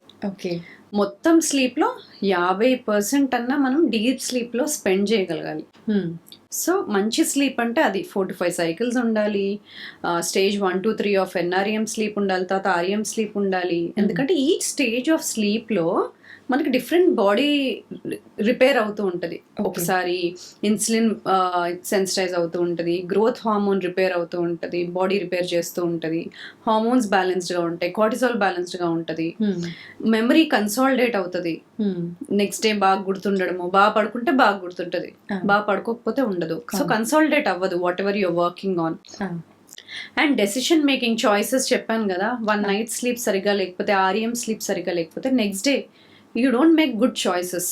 It could be health choices, food choices, decision making. అవంన్నీ కాంప్రమైజ్ అయిపోతాయి. So your decision making, mood, immunity, hormonal balance, everything. అలాగే హార్మోన్స్, లెప్టిన్, రెలిన్ అంటాం. లెప్టిన్, రెలిన్ అనే హార్మోన్స్ బ్యాలెన్స్డ్. రెలిన్ అంటేనేమో హంగర్ హార్మోన్, మనకి ఆకలి అవుతుంది అని తెలియాలి అంటే రెలిన్ యాక్టివేట్ అవుతుంది. తిన్న తర్వాత కడుపు నిండింది, ఫుల్నెస్ అయ్యింది అని మనకు తెలిసేది లెప్టిన్ వల్ల. సో స్లీప్ సరిగ్గా లేకపోతే ఈ బ్యాలెన్స్ కోల్పోయి లెప్టిన్ లెవెల్స్ తగ్గిపోయి లెప్టిన్ ఇంటాలరెన్స్ వచ్చి we keep eating more and more. ఎందుకంటే ఫుల్నెస్ తెలియదు, ఓవర్ ఈట్ చేస్తాం. So first of all wrong health food choices చేస్తాం స్లీప్ సరిగ్గా లేక, and we overeat. So sleep is link to so many things. So food, sleep are on the top. Health ఏమైనా change చేసుకోవాలి, stabilise అవ్వాలి అంటే we should work top most are food, sleep. అయితే చాలా మందిలో పడుకునే ముందు, చాలా మంది కాదు ప్రతి ఒక్కరు చేసే పనే మొబైల్ చూడటం. కొంతమంది ఏదో కాసేపు నిద్ర వచ్చేదాకా చూస్తారు, పక్కన పెడతారు. కొంతమంది మాత్రం గంటలు గంటలు అట్లా చూస్తూనే ఉంటారు, నిద్ర వచ్చినా ఆపుకుంటూ. మరి నిజంగా ఇది కరెక్ట్ పద్ధతి అంటారా? దీనివల్ల అంటే ఎటువంటి ఇష్యూస్ వచ్చే ఛాన్సెస్ ఉంటాయంటారు? న్యాచురల్గా బాడీకి తెలియాలి మనం నిద్రపోతున్నామని. అప్పుడే మెలటోనిన్ అనేది పీనియల్ గ్లాండ్ నుండి రిలీజ్ అయ్యి బాడీ స్లో డౌన్, చెప్పాను కదా డిఫరెంట్ స్టేజెస్లో బాడీ ఎలా స్లో డౌన్ అవుతుందో. First brain waves, slow brain waves ఉంటాయి, తర్వాత హార్ట్ రేట్ తగ్గాలి, తర్వాత రెస్టింగ్ మన బాడీ ఇంటర్నల్ కోర్ టెంపరేచర్ తగ్గాలి. సో ఇవన్నీ ఇలా ప్రాసెస్ కరెక్ట్గా అవ్వాలి అంటే మనం పడుకునే ముందు ఏం చేస్తామో ఆ 2-3 అవర్స్ చాలా ఇంపార్టెంట్. గ్యాడ్జెట్ స్లో డౌన్ చేయడము, వార్మ్ షవర్స్ తీసుకోవడము, food 2-3 hours before sleep time తీసుకోవడము, ఎందుకంటే మనం పడుకునేప్పటికి స్టమక్ ఎంటీగా ఉండడం, ఇవన్నీ ఉన్నప్పుడు స్లీప్లో జరిగే ప్రాసెసెస్ బాగా జరుగుతాయి. సో ఈ బ్లూ లైట్ ఏదైతే వస్తుందో మన గ్యాడ్జెట్స్ నుండి, ఫోన్స్ నుండి, టీవీ స్క్రీన్స్ నుండి, అది ఈ ప్రాసెస్ని సరిగ్గా అవ్వనివ్వదు. మెల్టోనిన్ సరిగ్గా రిలీజ్ అవ్వదు. మనం ఇంకా డే టైంలోనే ఉన్నాం అనుకుంటుంది. ఓకే, చాలా ఎర్లీగా లేసేవాళ్ళు, సన్ రైజ్ ముందు లేసేవాళ్ళు ఏం చేస్తారు, లైట్స్ ఆన్ చేసుకుంటారు. ఎందుకంటే ఆ లైట్ వల్ల మెలకు అనేది బాడీకి తెలుస్తుంది కాబట్టి చల్ల నీళ్ళతో ఫేస్ వాష్ చేసుకొని లైట్స్ ఆన్ చేస్తే సన్ రైజ్ కన్నా ముందు మనకి డే టైం అని తెలియడానికి బాడీకి. ఓకే, మరి నైట్కి రివర్స్ చేయాలి, లైట్స్ డిమ్ చేసుకోవాలి, గ్యాడ్జెట్స్ తగ్గియాలి, ఎర్లీగా తినేయాలి, ఎక్కువ డెసిషన్ మేకింగ్ థింగ్స్ నైట్కి పెట్టుకోకూడదు. సో స్లో డౌన్ అవుతే అప్పుడు స్లీప్ సరిగ్గా ఉంటుంది. ఓకే. అయితే చాలా మంది అంటుంటారు కదా, అంటే నైట్ అసలు లైట్ అనేది చిన్న బెడ్ లైట్ కూడా ఉండొద్దు, పూర్తిగా చీకట్లోనే పడుకోవాలి అని చెప్పి, అది కరెక్ట్ పద్ధత? లేదు అంటే కొంతమంది డాక్టర్స్ చెప్తుంటారు పలానా పర్టికులర్ కలర్ పెట్టుకుంటే మంచిది అని చెప్పి, నిజంగా ఇలాంటివి చూసుకోవాలంటారా? Generally red light is better. అట్లానే రెడ్ లైట్ రెడ్గా చేసుకొని పడుకోవాలని కాదు. Basically blue light, green light ఉండకూడదు. గ్యాడ్జెట్స్ నుండి వచ్చేది బ్లూ అండ్ గ్రీన్ లైట్ అనమాట. సో కుదిరినంత వరకు డార్క్ చేసేసుకుంటే better, complete dark. Room dark ఉండడం ఇంపార్టెంట్. టెంపరేచర్, రూమ్ టెంపరేచర్ చాలా important. Less than 22 ideal, best. ఎందుకంటే తొందరగా మన కోర్ టెంపరేచర్, బాడీ టెంపరేచర్ తగ్గుతుంది.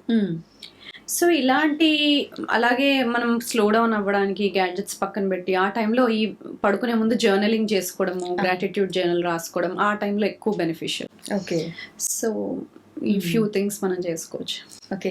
అయితే కొద్ది మందిలో పడుకోవాలని ప్రయత్నించినా అంత తొందరగా నిద్ర పట్టదు. ఒకవేళ ఎర్లీగా పడుకుంటే తొందరగా మెలకు వచ్చేస్తుంది, అంటే ఒక 1-2 ఆ టైం కల్లా మెలకు వచ్చేస్తుంది, మళ్ళీ వెంటనే నిద్ర పట్టదు, ఇలా అని చెప్పి చెప్తూ ఉంటారు. ఇలాంటి డిస్టర్బెన్స్ లేకుండా ఉండాలంటే టిప్స్ ఏమైనా ఉన్నాయా ప్రత్యేకించి? నైట్ మీల్ చాలా ఇంపార్టెంట్. చాలా తక్కువ క్యాలరీ ఫుడ్ తీసుకున్నారు అనుకో నైట్లో, అప్రోప్రియేట్గా ఉండాలి నైట్ ఫుడ్. మరి అసలు చాలా తక్కువ ఫుడ్ తినేసి పడుకుంటే middle of the night hunger pangs వల్ల లేగొచ్చు, ఆకలి వల్ల లేగొచ్చు.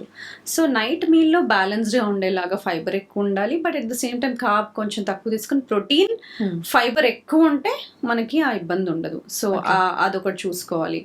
అండ్ స్లీప్ లోకి స్మూత్గా వెళ్ళాలంటే వార్మ్ షవర్స్, కొంచెం మెగ్నీషియం కూడా హెల్ప్ చేస్తుంది. మెగ్నీషియం థ్రియోనేట్, మెగ్నీషియం బిస్గ్లైసినేట్ కానీ, గ్లైసిన్ కానీ, అలాగే క్యామోమైల్ టీ కానీ, ఇలాంటివి కొంచెం హెల్ప్ చేస్తాయి. ఓకే. సో ఇట్లాంటి మెగ్నీషియం రిచ్ ఫుడ్స్ ఇవి కూడా తీసుకోవచ్చు.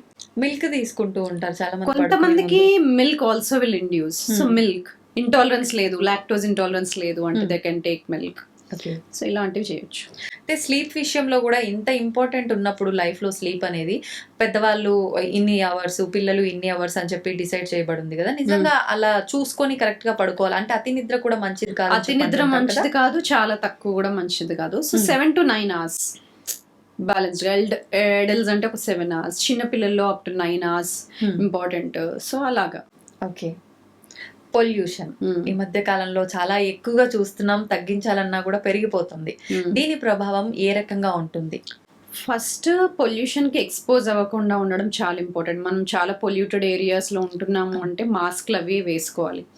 ఎందుకంటే ఇప్పుడు కొన్ని ఏరియాస్, కొన్ని పార్ట్స్ ఆఫ్ ద వరల్డ్లో ఎక్కువ పొల్యూటెన్స్ మన ఆటోమొబైల్స్ నుండే ఎమిట్ అవుతూ ఉంటాయి.